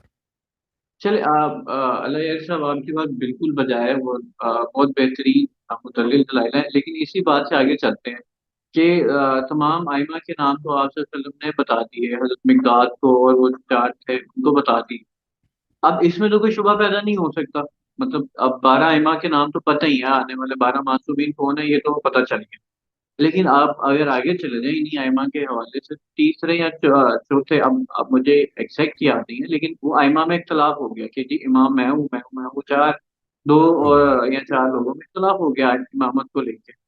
اور وہاں پہ پھر دوبارہ سے ائمہ میں یعنی کہ اختلاف امام نہیں کی ہو جائے سلیکشن میرے بھائی، ائمہ میں کبھی اختلاف نہیں امامت کی سلیکشن میں آپ کو غلط فہمی میں 2 اماموں میں کبھی اختلاف نہیں ہوا کہ کوئی کہہ دے میں امام ہوں دوسرا کہے میں امام، ٹھیک ہے نا. یہ شیعہ کتابوں میں یا مسلمانوں کی تاریخ میں کہیں نہیں ہے. ہاں البتہ یہ ہے کہ بعض لوگوں وہ زمانہ وہ تھا میرے بھائی کہ بنی عباس نے، دیکھیں حکومت تو بنی امیہ کے ہاتھ میں تھی نا سنہ 130 132 تک. بنی امیہ بڑے ظالم تھے، بالخصوص اہل بیت پر، بنی ہاشم پر بڑے ظلم کیے انہوں نے، بہت ظلم کرتے تھے. تو اس زمانے میں کچھ افراد نے بنی ہاشم میں سے بالخصوص بنی عباس نے تحریک چلائی بنی امیہ کے خلاف، اور ان کی تحریک کامیاب بھی ہوگی. بنی امیہ کو انہوں نے اور تختہ الٹا دیا اور حکومت کس کی بن گئی؟ بنی عباس کی. تو اس زمانے میں دیکھیں ایک طرف سے تو یہ معاملہ ہوا، دوسری طرف سے عالم اسلام میں اہل بیت علیہ السلام کی بہت بڑی عزت تھی. یعنی جتنے بھی لوگ تھے مسلمان تھے ان کو سب کے پاس احادیث تھی کہ اہل بیت علیہ السلام سے محبت کرنا واجب ہے، ان کی اطاعت کرنا واجب ہے، ان کو ماننا واجب ہے. تو بنی ہاشم میں بنی عباس کو حکومت بھی اسی وجہ سے ملی، بنی عباس کو حکومت بھی ملی ہے نا انہی حدیث کی وجہ سے. اور بنی عباس نے تحریک بھی جو چلائی تھی، انہوں نے نہیں کہا تھا کہ ہم حکومت کریں گے. انہوں نے جو تحریک چلائی تھی انہوں نے کہا تھا ہم حکومت کن کو دیں گے؟ امام حسن علیہ السلام کے بیٹوں کو دیں گے، کیونکہ ان کے بیٹے امامت کے مدعی تھے. تو ایسے حالت میں دیکھیں کہ بعض افراد تھے بنی ہاشم میں سے، بعض افراد تھے امام علی علیہ السلام کے گھر والوں سے کہ ان کو حکومت کرنے کی خواہش تھی. جیسے ہمارے زمانے میں لوگ الیکشن لڑتے ہیں، الیکشن جیت بھی جاتے ہیں، کچھ کو حکومت ملتی ہے، لیکن بہت سارے لوگ ہوتے ہیں جن کو حکومت کی خواہش ہوتی ہے. تو اس زمانے میں تو الیکشن تو لڑے نہیں جاتے تھے. اس زمانے میں اگر کسی نے کو حکومت ملنی ہے تو اس کا طریقہ کار یہی تھا کہ بہت سے زیادہ سے آپ کے پاس سپورٹر ہوں، حاکم وقت کے خلاف آپ کوئی عسکری تحریک چلا دیں، پھر اس کو آپ اس پہ قبضہ کر لیں. یہی ایک طریقہ تھا، اور طریقہ نہیں تھا. تو اس زمانے میں کچھ افراد نے اہل بیت علیہ السلام کے گھرانے سے، انہوں نے میں سے کسی نے یہ ادعا نہیں کیا تھا کہ میں پیغمبر نے مجھے امام بنایا، وہ ادعا نہیں کرتے تھے. وہ سیاسی افراد تھے، وہ کہتے تھے کہ بھئی میں اہل بیت میں سے ہوں، اور لوگوں کو کہتے تھے آؤ میری بیعت کرو، یہ حکومت جو ہے بنی عباس کی حکومت یہ ظالم ہے، یہ آپ پہ ظلم کرتا ہے، ہم جب حکومت بنائیں گے تو آپ پہ ظلم نہیں کریں گے، آپ ہمارے ساتھ دے دیں. تو کچھ لوگ کیونکہ اہل بیت علیہ السلام کی بہت بہت عزت تھی عالم اسلام میں، تو یہ لوگ بہت سارے یہ کامیاب بھی ہو جاتے تھے، کچھ لوگ ان کی بیعت بھی کرتے تھے، تحریک چلاتے تھے، ان کے لشکر بھی بن جاتی تھی، پھر ان کو اکثر شکست ہو جاتا تھا، بلکہ ہمیشہ شکست ہوتا تھا، ان کی حکومت کبھی نہیں بنی. یہ افراد جو تھے نا، یہ دنیاوی مقاصد کے لیے، ظاہری حکومت کے لیے انہوں نے تحریکیں چلائی ہیں، امامت کا ادعا بھی کیا ہے، لیکن کس امامت کا؟ کسی نے نہیں بولا کہ معصوم ہے. انہوں نے یہ اس لیے کہ ان کو حکومت ملے، خلافت میں. اور یہ حکومت اگر دیکھیں اہل بیت علیہ السلام کے افراد سب معصوم نہیں ہیں کہ ان کے سب بیٹے معصوم ہیں. اگر ان کے خاندان میں کچھ افراد پیدا ہو جائیں کہ حکومت کے وہ تمنا رکھتے ہوں، اس میں دیکھیں حضرت یوسف علیہ السلام کے بھائی ہیں، 10 بھائی 11 بھائی ہیں. یوسف علیہ السلام کو مار کے، قمیص پھاڑ کے، ان کو کنویں میں ڈال کے، ان کے قمیص میں خون لگا کے اپنے والد کے پاس آئیں کہ آپ کے بیٹے کو کس نے کہا؟ جانور نے کھا لیا. اور یوسف مر گئے ہیں جی، ہم وہ جانور کے پیٹ میں ختم.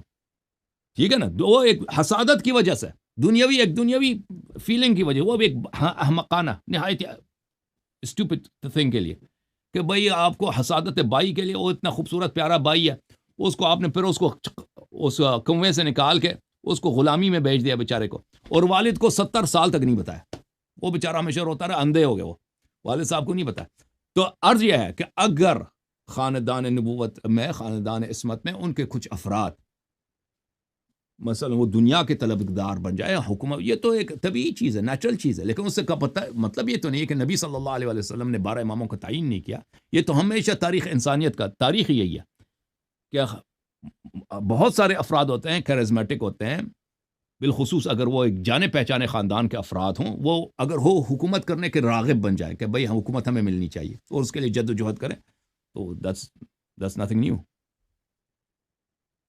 یہ آپ نے بڑی اچھی بات کی ہے۔ اچھا میرا اگلا سوال یہ ہے کہ آپ نے ابھی ایک بات کی، یعنی کہ خاندان نبوت، یعنی حضرت فاطمہ اور حضرت علی کی نسل میں سے بھی کچھ لوگ تھے جو کہ دنیا کے وہ طلبگار رہے ہیں۔ ایک اور میں نے ایک بڑا ریسنٹ ٹائم میں آرٹیکل پڑھا کہ جو کوئین الزبتھ جو فوت ہو گئی ہیں، انہوں نے دعویٰ کیا کہ وہ سید ہیں، یعنی کہ وہ خاندان عزت معاذ صلی اللہ علیہ وآلہ وسلم سے تعلق رکھتی ہیں۔ انہوں نے اپنا شجرہ بھی دکھایا، انہوں نے کہا کہ جب کروسیڈز تھیں، جب یہ جنگیں شروع ہوئی تو بہت سے سید کو جان بچانے کے لیے کرسچن ہونا پڑا، اور مطلب ان کی شاہی خاندان میں شادی ہوگی، اور وہ جو سید جو کرسچن کنورٹڈ تھے ان کی فیملی سے آج میں بیٹھی ہوں جو کوئین الزبتھ ہے وہ سید ہے۔ اب یہ سید کا تعین بڑا مشکل ہو گیا ہے ہر جگہ پہ آج، مطلب اگر 3 ارب کی آبادی ہے تو آپ کو 1 ارب، مطلب مسلمانوں کی اگر ہم 1.5 ارب لگا لیں تو آپ کو 50-60 کروڑ تو سید مل جاتے ہیں۔ یہ تعین کیا ہے؟ مطلب ہر کوئی اگر آپ کریں تو اور حسب یہ نسب کسی نہ کسی طرح لگا ہی لیتا ہے، دیکھیں، نکال لیتا ہے سید زیادہ۔ بالکل بات آپ کی صحیح ہے، کوئین الزبتھ کے متعلق یہ بات مشہور ہے کہ وہ شاید سیدانی ہے یا نہیں اللہ جانتا ہے، حقیقت ہے یا نہیں اللہ جانتا ہے۔ دیکھیں کیونکہ ہمارے زمانے میں ہم 1446، ابھی ہجری کیلنڈر میں 1446 ہے، فاصلہ بہت طویل ہے، تو اور پرانے زمانے میں ریکارڈ کیپنگ تو تھا نہیں کہ ریکارڈ کیپنگ کیا جائے نا، برتھ سرٹیفکیٹس وغیرہ رکھا جائے، اور پرانے زمانے میں یہ تھا کہ مختلف بادشاہوں کے دربار میں سیدوں کو بڑی سہولیات ملتی تھی۔ اگر کوئی سید ہے تو اس کو ترقی ملتا ہے جلدی سے، مثلا اس کو اچھا عہدہ ملے گا، اس کو بہتر بیت المال سے بہتر عطا ملے گا، ٹیکس نہیں لیں گے ان سے، ٹھیک ہے نا۔ اس کو اگر کوئی علاقہ کانکر ہوتا ہے، فتح ہوتا ہے، تو وہاں پہ اس کو جاگیر دیں گے اگر کوئی سید ہے، کیونکہ خود بادشاہ مذہبی تھے، مذہب کے لحاظ سے وہ کوئی اچھا کام کرنا، اور بعض ان کے لیے اپنے مفاد میں ہے کہ بھئی لوگ دیکھیں کہ یہ اتنا دیندار آدمی ہے، یہ دین کی خدمت کرتا ہے، سادات کو اس نے پیسے دیے یا زمین دیا، اس کو ترقی دیا۔ تو اس لحاظ سے ہمیشہ یعنی عالم اسلام کے مختلف علاقوں میں ہمیشہ لوگوں میں رغبت، جیسے جھوٹے نبی بننے کا یا جھوٹے امام بننے کا وہ دعوے دار ہوں، تو جھوٹا سید بھی وہ لازمی بات ہے وہ بن جاتے تھے۔ تو پرانے زمانے میں بڑا رسم تھا، بلکہ ہمارے زمانے تک ہم نے سنا ہے بہت کہ شجرہ نامے بناتے تھے لوگ، اور پیسے دے کر کسی کو شجرہ نامے بناتے تھے۔ تو اس کی وجہ یہ ہے کہ بہت بڑی تعداد ہے لوگوں کی جو سیادت کا ادعا کرتے ہیں۔ تو ابھی جو ڈی این اے ٹیسٹ ہوئے ہیں بہت سارے، میں نے رپورٹس اس کو دیکھے ہیں کہ بہت سارے لوگ ہیں کہ وہ عرب ہی نہیں ہیں، یعنی ڈی این اے جب ان کا ہوتا ہے نا رزلٹ آتا ہے کہ وہ عرب ہی نہیں ہے، ان کا جو ڈی این اے ٹیسٹ ملتا ہے مثلا برہمن سے ملتا ہے، یا وہ کوئی عیب نہیں ہے، وہ کوئی عیب نہیں ہے بھائی، کوئی انسان اگر ہندو کے نسل سے ہے کوئی عیب نہیں ہے۔ یہ سوری، آپ پاکستان سے تو واقفیت نہیں رکھتے، لیکن پاکستان میں جو 2 نسل پہلے جاٹ تھے وہ آج سید زادے بنے ہوئے اور نقوی اور تقی بنے ہوئے، یہاں پہ یہ بڑا عام ملتا ہے۔ 2 نسل پیچھے چلے جائے تو وہ جاٹ تھے، اور عرض یہ ہے کہ اب یہ نہیں، اب کوئی ادعا نہیں کر سکتا کہ سادات میں اصلی سید نہیں ہے، حتماً سادات میں اصلی سید ہیں، لیکن سادات میں نقلی سیدوں کی بھی کوئی کمی نہیں ہے، اور ان کو خود بھی پتہ نہیں ہوتا نا، کیونکہ ان کے آبا نے بہت سارے نسل پہلے، جیسے ابھی 2 نسل پہلے آپ کہتے ہیں نا کہ وہ جٹ سے سید بنے، تو یہ تو سلسلہ سیدیوں سے چل رہا ہے کہ بہت سارے اب بعد والی نسلوں کو پتہ ہی نہیں بیچاروں کو کہ ہم سید نہیں۔ دیکھیں مذہب اہل بیت علیہم الصلوۃ والسلام میں پاکستان میں ایک کلچر ہے، لوگوں کی ایک انڈرسٹینڈنگ ہے، وہ ہمیشہ اس طرح نہیں ہے کہ جو شیعہ ہیں ان کا انڈرسٹینڈنگ، ان کی جو وہ جن چیزوں پہ اعتقاد رکھتے ہیں وہ مذہب کے موافق بھی ہوں، بہت ساری باتیں جہالت کی وجہ سے ہوتی ہیں۔ دیکھیں ہمارے منابر سے ذاکرین جو لوگوں کو سناتے ہیں، یا علماء، حتیٰ علماء منابر سے جو سناتے ہیں سادات کی فضیلت میں. اکثر یہ باتیں من گڑت ہیں. سادات کی فضیلت میں جو احادیث سنائی جاتی ہیں، روایات سنائی جاتی ہیں، یہ میں نہیں کہتا سب جھوٹ ہیں، اکثر ان کی اکثریت جو ہے اس کے کوئی اساس نہیں ہے، کوئی ریشہ نہیں ہے. سادات کے فضائل مذکور ہیں وہ کم ہیں. مجھے یہ نقطہ ختم کرنے دیں. سادات کے فضائل ہمارے احادیث میں موجود ہیں لیکن وہ اندک ہے، کم ہے، اور وہ فضائل بھی ایسے فضائل نہیں ہیں کہ بہت ہی پررنگ فضائل ہوں. اس کے مقابلے میں مومن کے جو فضائل ہیں، دیکھیں مومن کسی بھی نسل سے ہے. اگر کوئی شخص کہتا ہے مثلا اس کی اپنے شجرنامے میں شک ہے، یا اس کا ڈی این اے اس نے ٹیسٹ کرایا سید نہیں ہے بھائی، وہ ہندوؤں کے نسل سے ملتا ہے اس کا خون، اس کو دل توڑنے کی ضرورت ہی نہیں ہے بھائی، کیونکہ سید ہونے کی جو فضیلت ہے وہ اتنی کوئی خاص چیز نہیں ہے. ائمہ طاہرین علیہ السلام کے اصحاب میں سید نہیں ہوتے تھے بھائی. ائمہ اطہار علیہ السلام کے اصحاب میں، ان کے یاروں میں جنہوں نے ان کی نصرت کی ہے، سید نہیں ہوتے تھے. اگر ہوتے تھے تو بہت ہی کم. یعنی 12 ائمہ علیہ السلام کو دیکھیں کہ ان کے انصار میں کتنے سید تھے، سب ان کے پر آئے تھے. اور ائمہ اطہار علیہ السلام خود فرماتے تھے کہ ہمارے جتنے قریبی رشتہ دار ہیں وہ ہمارے سب سے بدترین دشمن ہوتے ہیں. یہ خود مختلف احادیث میں موجود ہیں. تو جو احادیث میں جس کی فضیلت نہایت بیان کی گئی ہے وہ مومن کی فضائل اور شیعہ کی فضائل بیان کی گئی ہے. جو مومن ہے اس کی فضائل میں عدد کے لحاظ، نمبر کے لحاظ سے دیکھیں تو احادیث بہت زیادہ ہے. اور کوالٹی میں بھی جب آتے ہیں نا، کوالٹی میں بھی سید کے فضائل نمبر میں بھی کم ہے، اس کی کوالٹی بھی چوٹی ہے. کوالٹی میں بھی جو دیکھیں تو شیعہ کی فضیلت اور مومن کی فضیلت وہ بہت زیادہ ہے اس بات پہ. تو لہذا وہ ہمارے، لیکن یہ بات اکثر لوگوں کو نہیں پتہ، وہ سمجھتے ہیں کہ قضیہ بالعکس ہے. جی سر. اچھا سر، ایک میں بیچ میں سوال پوچھنے لگا تھا، وہ آپ نے کہا میرا پوائنٹ کلیئر کیا، اور آپ نے بہت اچھا ماشاءاللہ بہت اچھا پوائنٹ کلیئر کیا. یہ جو تمام لوگ کہتے ہیں کہ سیدوں کو آگ نہیں لگتی، یہ واقعی یہ کوئی بات ہے، ایسا ہے یا نہیں؟ یہ دیکھیں نا، آپ کے منہ سے سنیں گے تو یہ زیادہ اور روایت اثر میں یہ بھی رکھے ہے نا کہ نبی صلی اللہ علیہ وسلم انبیاء کی بیٹیوں کو حیض بھی نہیں ہوتی. روایت میں یہ بھی ہے کہ جانور ان کو نہیں کھاتے نا، جانور بھی ان کو نہیں کھاتے. تو اس طرح امتحان لیا جا سکتا ہے. لیکن تو اس کا یہ جواب حدیث لیکن جی ہاں کیا سیدوں کو آگ لگتی ہے یا نہیں لگتی؟ یہ جو نہیں اس کا لگتی ہے، کیوں جواب نہیں کیا لگتی؟ وہ اگر وہ امام شاید امام ہم نے تو یہ حدیث تو نہیں دیکھا کہ ان کو آگ نہیں لگتی. بہرحال اچھا اگر یہ ہے تو یہ امام معصوم علیہ السلام کے لیے ٹھیک ہے نا. ذریہ بہت دفعہ ہوتا ہے نا، ذریہ سے مراد صرف امام معصوم ہوتا ہے. احادیث میں ذریہ سے مراد عام افراد نہیں ہوتے جو ان کے نسل سے ہوتے ہیں. ہاں، جی بس سر. یعنی جو امام ہے انہیں کو یاد نہیں. اچھا جی سر، جی ایک یہ بھی بڑی بات ہے، جتنے بھی ائمہ معصومین ہیں، خاص کر اب تھوڑا سا نا اب چلتے ہیں اہم سوالات کی طرف، جی سر. کہ جو عقیدہ ہے اہل تشیع کا کہ 12ویں امام جو ہے وہ حالت غائب میں ہے. جی ٹھیک ہے، تو یہ سائنس اور منطق سے تو پڑھے ہے، لیکن اس کے بارے میں آپ کا کیا کہنا ہے کہ واقعی 12ویں امام جو ہے حالت غائب میں لانجیوٹی ہے، اور جو وہ ہے کتنی جی سر صدیاں حالت غائب میں ہی رہے؟ دیکھیں، لانجیوٹی جو ہے سائنٹیفکلی اس کی کوئی حد نہیں ہے. اگر آپ جی دیکھیں نا ابھی ہمارے زمانے میں کتنے انسٹیٹیوٹس ہیں، کتنے میڈیکل آرگنائزیشنز ہیں، وہ صرف اسی لانجیوٹی پہ کام کرتے ہیں کہ انسان کی عمر کو بڑھایا جائے. اگر آپ اس مسئلے کو دیکھیں تو بہت سارے لیکچرز ہیں ایکسپرٹس کے کہ یہ ٹھیک ہے، ایجنگ جو ہے، ہاں ایجنگ یہ کوئی ضروری چیز نہیں ہے کہ انسان حتماً ایج کر جائے، انسان حتماً بوڑھا ہو جائے. یہ آپ اس کی کوئی وجہ نہیں ہے کہ انسان کو 100 سال میں یا 150 سال سے زیادہ نہیں جی سکتا. اس کی سائنٹیفک ریزن نہیں ہے. ٹھیک ہے نا. ہو سکتا ہے ایک شخص 2000 سال 3000 سال زندہ رہے، بہت لمبی زندگی زندہ رہے. اور پھر ہم مسلمان ہیں، دیکھیں اگر ایک چیز آرڈینریلی پاسبل نہ ہو، امپاسبل ہو، جو عام طور پہ نہیں ہوتا بھائی، ٹھیک ہے نا. مثلا سورج چاند کے 2 ٹکڑے ہو جائیں، چاند کے ٹکڑے آرڈینریلی یہ کسی کے لیے پاسبل نہیں ہے کہ چاند کو اسپلٹ کر دے، 2 ٹکڑوں میں تقسیم کر دے. لیکن یہ ویسے لیکن یہ بذات خود ایک ناممکن چیز نہیں ہے کہ اگر آپ اتنا فورس اپلائی کریں، کہ اتنا انرجی اپلائی کریں کہ وہ چاند کو توڑ دے. یہ بالکل ہو سکتا ہے لیکن اس کے لیے آرڈینریلی ہیومن بینگ کے لیے ممکن نہیں ہے. تو ہم یہ ایمان رکھتے ہیں کہ رسول صلی اللہ علیہ وسلم نے ایک اشارے سے چاند کے 2 ٹکڑے کر دیے. اور پھر جب لانجیوٹی اور لمبی عمر کے معاملے میں آ جاتے ہیں تو سب مسلمانوں کا ایمان ہے حضرت خضر علیہ السلام نے، وہ حضرت موسیٰ علیہ السلام سے پہلے کے زمانے سے زندہ ہے. حضرت عیسیٰ ابن مریم علیہ السلام کب سے وہ زندہ ہے. ٹھیک ہے. حضرت الیاس علیہ السلام وہ حضرت موسیٰ علیہ السلام سے بھی پہلے تھے، وہ ابھی تک زندہ ہے. اور صحیح مسلم وغیرہ میں روایات ہیں کہ جو دجال ہے، صحابہ نے ان سے ملاقات کی، یعنی رسول صلی اللہ علیہ وسلم کے زمانے میں دجال تھا.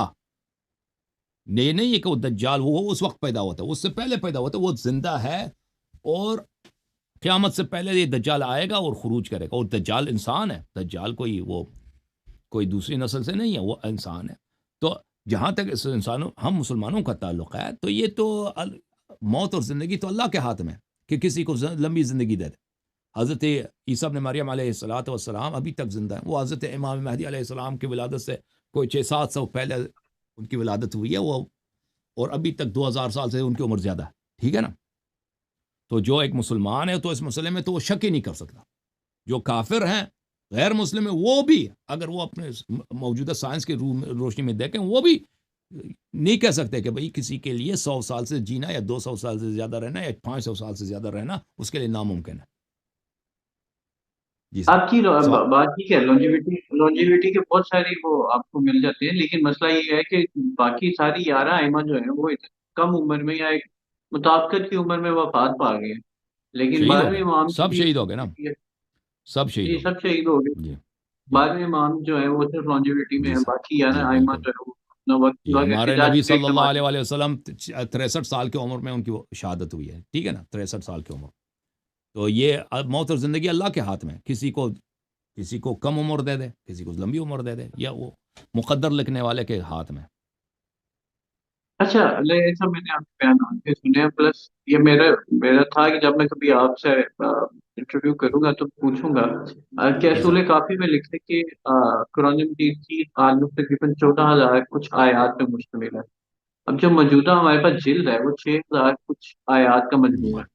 تو یہ آدھے سے زیادہ قرآن جو ہے وہ مطلب کہاں ہے؟ میرے کچھ تو ایز ابھی آپ اے دوست دیکھیں ہیں تو ہمارا مناظرہ ہوا تھا یہاں پر، بہت سارے مناظرے ہوئے ہیں ختم قرآن پر. ٹھیک ہے نا. تو ہمارے جو مخالف فرقہ ہیں وہ ہماری کتب سے احادیث تو لوگوں کو بتاتے ہیں کہ شیعوں کی کتاب میں یہ لکھا ہے کہ کافی میں یہ لکھا ہے کہ قرآن کی 17 ذرائعات ہیں. وہ اپنی کتابوں کو بھول جاتے ہیں کہ ان کی اپنی کتابوں میں کتنی زیادہ احادیث ہیں کہ قرآن نہیں. کریم آپ اس کو ضعیف مانتے ہیں مطلب یہ نہیں صحیح احادیث. دیکھ ہمارے مناظرات ہوئے ہیں یہاں پر بہت زیادہ ہوئے ہیں، بخاری مسلم نہایت صحیح احادیث، صحیح اسانید کے ساتھ، اور کم ہی نہیں بہت زیادہ کہ کسی حدیث میں صحابہ کہتے ہیں قرآن میں یہ غلطی ہے، قرآن میں یہ غلطی ہے، قرآن میں فلان جگہ غلطی ہے. صحابہ کہتے ہیں کہ سورہ احزاب جو ہے سورہ بقرہ سے بھی زیادہ لمبا ہوا کرتا تھا. صحابہ فرماتے ہیں کہ بھئی قرآن میں سے بہت سارے اکثر آیات غائب ہو گئی ہیں. ٹھیک ہے نا. تو یہ تو فریقین کے نزدیک ہے. یہ بحث اس کا اپنی جگہ پر ہے، کافی طویل ہے. میرے یہاں پہ بہت سارے مناظرات ہوئے ہیں قرآن مجید پر، تو اس میں تفصیل بہت ہے. بہرحال فریقین کے پاس صحیح احادیث بہت زیادہ ہیں کہ قرآن کریم میں نقصان واقع ہوا ہے. اچھا سر میرا سوال ہے آپ سے کہ کیا امامت سے نبوت جو ہے وہ بلند مرتبہ ہے؟ امامت نبوت سے بلند مرتبہ ہے؟ جی ہاں بالکل. یعنی سوال ہی میرا یہ ہے کہ جو امامت ہے وہ نبوت سے بلند مرتبہ ہے؟ جی بالکل. قرآن مجید کی آیت ہے وَإِذِ ابْتَلَىٰ إِبْرَاهِيمَ رَبُّهُ بِكَلِمَاتٍ فَأَتَمَّهُنَّ. ابراہیم نبی تھے، تبھی تو اللہ نے ان سے ان کا امتحان لیا. ٹھیک ہے نا. جب ہم سب امتحان دے دیے ابراہیم علیہ السلام نے، اس کو آگ میں نمرود نے پھینک دیا، پھر اللہ نے ان کو بیٹا دے دیا، کہا کہ بیٹے کو چھوڑ کے آ جاؤ ایک ایسے جہاں پہ پانی بھی نہیں ہے. تو وہاں پہ وہ مرنے کے لیے یعنی اللہ کے حکم کے تسلیم ہونا ہے.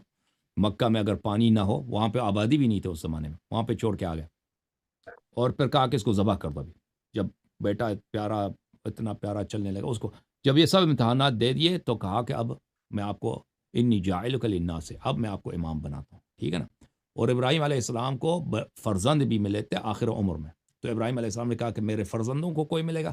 تو فرمایا لا ینال عہد الظالمین، ان میں سے جو ظلم کرے گا، جو گناہ کرے گا، اس میں سے کسی کو نہیں ملے گا. ٹھیک ہے نا. تو یہ تو واضح طور پر ہے کہ امامت جو ہے حضرت ابراہیم علیہ السلام کو کب ملی ہے؟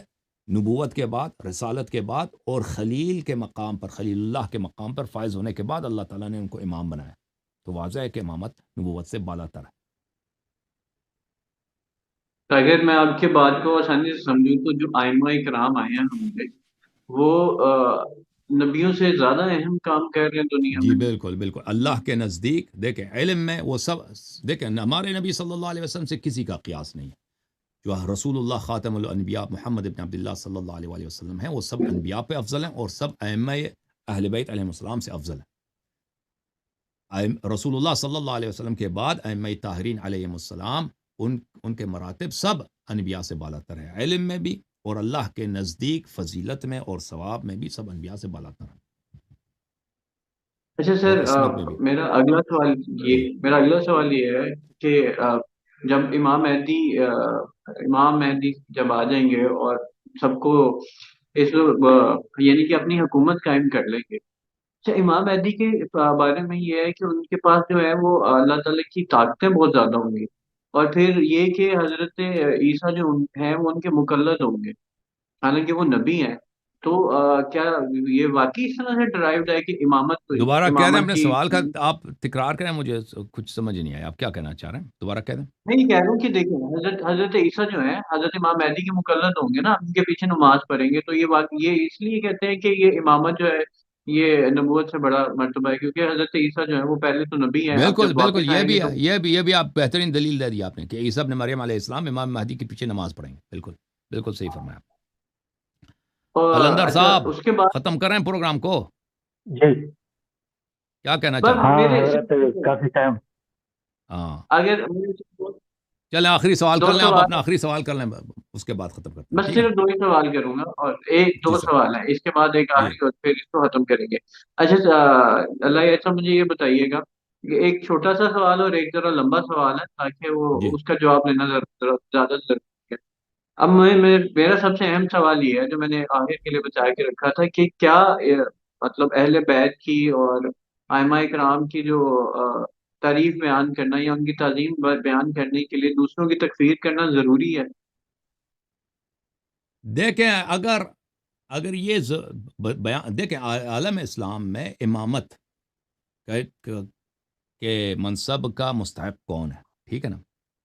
ایک طرف اہل بیت علیہ السلام ہے، جن کے علم پر، جن کے فضائل پر، عصمت پر اگر اجماع نہیں ہے تو ان کے بلند مقامات پر اور ان کی علم اور ان کی فقاہت اور ان کے بے عیب کردار پر سب مسلمانوں کا اجماع ہے۔ اور دوسری طرف مکتب فکر کیا ہے؟ وہ مکتب فکر ہے جو کہتے ہیں خلفاء کی اتباع کرتے ہیں۔ تو یہ خلفاء کیسے لوگ تھے؟ ان کی تاریخ کو اگر آپ دیکھیں نا تو یہ ہم مجبور ہیں، اگر ہم بیان کرتے ہیں بعض خلفاء کے عیوب بیان کرتے ہیں تاکہ لوگ سمجھ لیں کہ بھئی یہاں پر جو نزاع ہے یہ نزاع بنتا ہی نہیں ہے، یہ اختلاف بنتا ہی نہیں ہے، کیونکہ ایک طرف امامت کے لیے وہ افراد ہیں جو بالکل رسول صلی اللہ علیہ وسلم جیسے ہیں، جن کے علم پر، جن کی تقوی پر، جن کی معرفت پر کسی کا کوئی نزاع ہی نہیں۔ دوسری طرف وہ افراد ہیں کہ ان کے کارنامے لوگوں سے چھپائے جاتے ہیں، ان کے اصلی کارنامے اگر دکھائے جائیں تو ان کا کوئی دفاع کر ہی نہیں سکتا، ٹھیک ہے نا؟ تو اس لیے یہ ضروری ہے۔ متائن کا بحث ہم اس لیے چھیڑتے ہیں، یہ ایک نہایت ہی اہم ہے، تاریخ اسلام کا ایک نہایت ہی اہم صفحہ ہے کہ جن لوگوں کو اہل بیت کی جگہ امام بنا کر پیش کیا جاتا ہے، جن لوگوں کو اہل بیت کی جگہ مسلمانوں کو اتباع کرنے کا ان کا حکم دیا جاتا ہے، وہ حقیقت میں کیسے افراد تھے؟ اگر مسلمان اس بحث کو اچھی طرح سے سمجھ لیں اور حق کے سامنے خضوع کر لیں تو امت سے اختلافات ختم ہو جائے گا۔ جی سر، مزید کوئی سوال ہے؟ آخری سوال آپ کا رہتا ہے۔ سر آخری سوال جی میرا سر۔ یہ ہے کہ جو حضرت امام حسین کی جو بیوی ہیں سیدہ شہر بانو، جن سے حضرت زین جی العابدین اور آپ کی تمام ائمہ جو ہے وہ نسل چلتی آ رہی ہے، وہ جنگ سے آئی ہوئی ایک غلامہ تھی جو حضرت عمر کے زمانے میں آئی تھی، اور بعد میں انہوں نے شادی کروائی حضرت امام حسین سے، اور اس سے اب آپ کی ساری ائمہ کی یہ نسل چل رہی ہے۔ اور اب آپ اگر حضرت عمر کی تکفیر کرتے ہیں یا ان سب کی تکفیر کرتے ہیں تو انہوں نے جو رشتہ ازدواج میں جو ان کو کیا تھا، شامل کیا تھا، تو اس کا مطلب آپ سب چیزوں کی پھر تکفیر ہو جائے گی اس سے؟ اس کا کیا تعلق بنتا ہے؟ وہ تو مومن ہے نا، وہ تو مومن ہے، مسلمان ہے، ٹھیک ہے نا؟ اور ان کو میرا سوال ہے دیکھیں، جب وہ کنیز بن کے آئی تھیں تو یہ ایران سے شاہ ایران کے 3 بیٹیاں تھیں، ان کو مدینے میں لے کے آئے تھے لوگ کنیز بنا کر۔ تو امیر المؤمنین علیہ السلام کو جب پتہ چلا تو انہوں نے عمر سے کہا کہ یہ بڑے خاندان کے افراد ہیں، بڑے خاندان کے افراد کو اس طرح غلامی میں بیچنا یہ ان پہ ظلم ہے۔ تو عمر نے کہا تھا میں کیا کروں؟ تو فرمایا تھا کہ ان کو خود چوائس دے دو کہ یہ کس کے ساتھ شادی کرنا چاہتی ہیں، ٹھیک ہے نا، کس کے ساتھ نکاح کرنا چاہتی ہیں. تو حضرت شاہ تو ان کو، اور جس کے ساتھ شادی کرنا چاہیں اس کے ساتھ یہ شادی کر لیں، پر اس شخص کے عطا سے، بیت المال سے مال کم کیا جائے. تو حضرت شاہ بانو نے خود امام حسین علیہ السلام کو انتخاب کیا تھا اور ان سے شادی ہوئی تھی. جب ایک مسلمان عورت ایک مسلمان مرد کے ساتھ شادی کر لیتا ہے تو خلیفہ وقت مسلمان ہے یا مسلمان ہے نہیں ہے، کافر، اس کا تعلق ہی نہیں ہے، ٹھیک ہے نا. ابھی اب میں امریکہ میں ہوں، اگر میں یہاں پہ کسی مومنہ سے شادی کر لیتا ہوں تو اب ٹرمپ ہے یا بائیڈن ہے یا مسلمان نہیں ہے تو اس سے کیا فرق پڑتا ہے؟ سر اوکے سر، بہت بہت تھینک یو سر. شکریہ سر، آپ نے تشریف آوری کا بڑا بہت ہی شکریہ، تھینک کمال یو کیا. سو بس مچ. میں صرف اپنا وہ جی کنکلوڈ کر لوں کیونکہ پروگرام ہوتا ہے نا، کنکلوڈ کر لیں، آپ کنکلوڈنگ کرنی کنکلوڈ کر ہوتی لیں، ہے. جی میں کنکلوڈ کر صرف لیں. اپنا کنکلوڈ کروں. جی سر. اچھا سر، آپ نے تمام سوالات کے بڑے ہی تامل سے اور بہت ہی مدلل جواب دیے. ہمارا آپ کے ساتھ یہ سیشن جو ہے، میرا خیال ہے عوام الناس اس سے بہت کچھ سیکھے گی. جو بھی اگر کچھ سوال ہوں گے ہماری شاید اگلے سیشن کے لیے ہمیں پہلے سے ہیں. اور یہ میں یہاں عوام کے لیے بھی یہ ایک میسج چھوڑ رہا ہوں کہ اگر آپ چاہتے ہیں کہ اللہ یعنی صاحب سے آپ بھی کچھ سوال کرنا چاہتے ہیں، جو ہمارا یہ پوڈ کاسٹ دیکھیں گے اور جو اس سے کچھ سیکھیں گے، تو کائنڈلی ہمیں اپنی آراء سے ہم اپنا نمبر چلا دیں گے. آپ ہمارے اپنی آراء سے ہمیں ضرور وہ آگاہ کیجیے گا اور سوال بھی، تاکہ کبھی جب ہم اللہ یعنی صاحب سے دوبارہ بات کریں تو ہمارے پاس اور بھی سوال ہو. تب تک کے لیے مجھے دیں اللہ حافظ، مجھے اجازت دیں اور پھر ایک نئے پروگرام کے ساتھ آپ سے دوبارہ ملتے ہیں. اللہ حافظ. تھینک یو سر، تشریف آوری کا بڑا شکریہ، تھینک یو. اوکے قلندر بھائی، اور صحیح ہیں آپ؟ خیریت سے ہیں؟ جی جی الحمدللہ الحمدللہ. ختم کریں بھائی قلندر صاحب. ہاں 5 گھنٹے 15 منٹ ہو گئے حضرت. ہاں بس کافی ہے جی، ٹھیک ہے نا. ابھی میں صرف ایکسکلوسیولی ٹک ٹاک پہ کچھ دیر بات کروں گا، ٹک ٹاک پہ میں کال لوں گا، یوٹیوب پہ، فیس بک پہ میں اب پروگرام کو ختم کرتے ہیں، اور زوم پہ بھی پروگرام کو ختم کرتے ہیں. میں صرف ٹک ٹاک پہ اللہ یاری لائیو، ٹک ٹاک ایٹ اللہ یاری لائیو پہ جو لوگ دیکھنا چاہتے ہیں ادھر آ جائیں، جو مجھ سے بات کرنا چاہتے ہیں تو ادھر میں کالز لے لوں گا، بشرط یہ کہ ٹک ٹاک میں جو لوگ آپ اپنا کیمرہ آن کریں ان کو ہم پرائیورٹی دیں گے. اوکے، تھینک یو، بہت مہربانی. اوکے قلندر بھائی، اللہ جی آپ کو سلامتی دے. جزاک بہت اللہ مہربانی، خیر. Thank you. ٹک ٹاک میں کون ہے بھائی؟ اب میں زوم وغیرہ سے کال نہیں لیں گے بھائی، ٹک ٹاک سے لیں گے.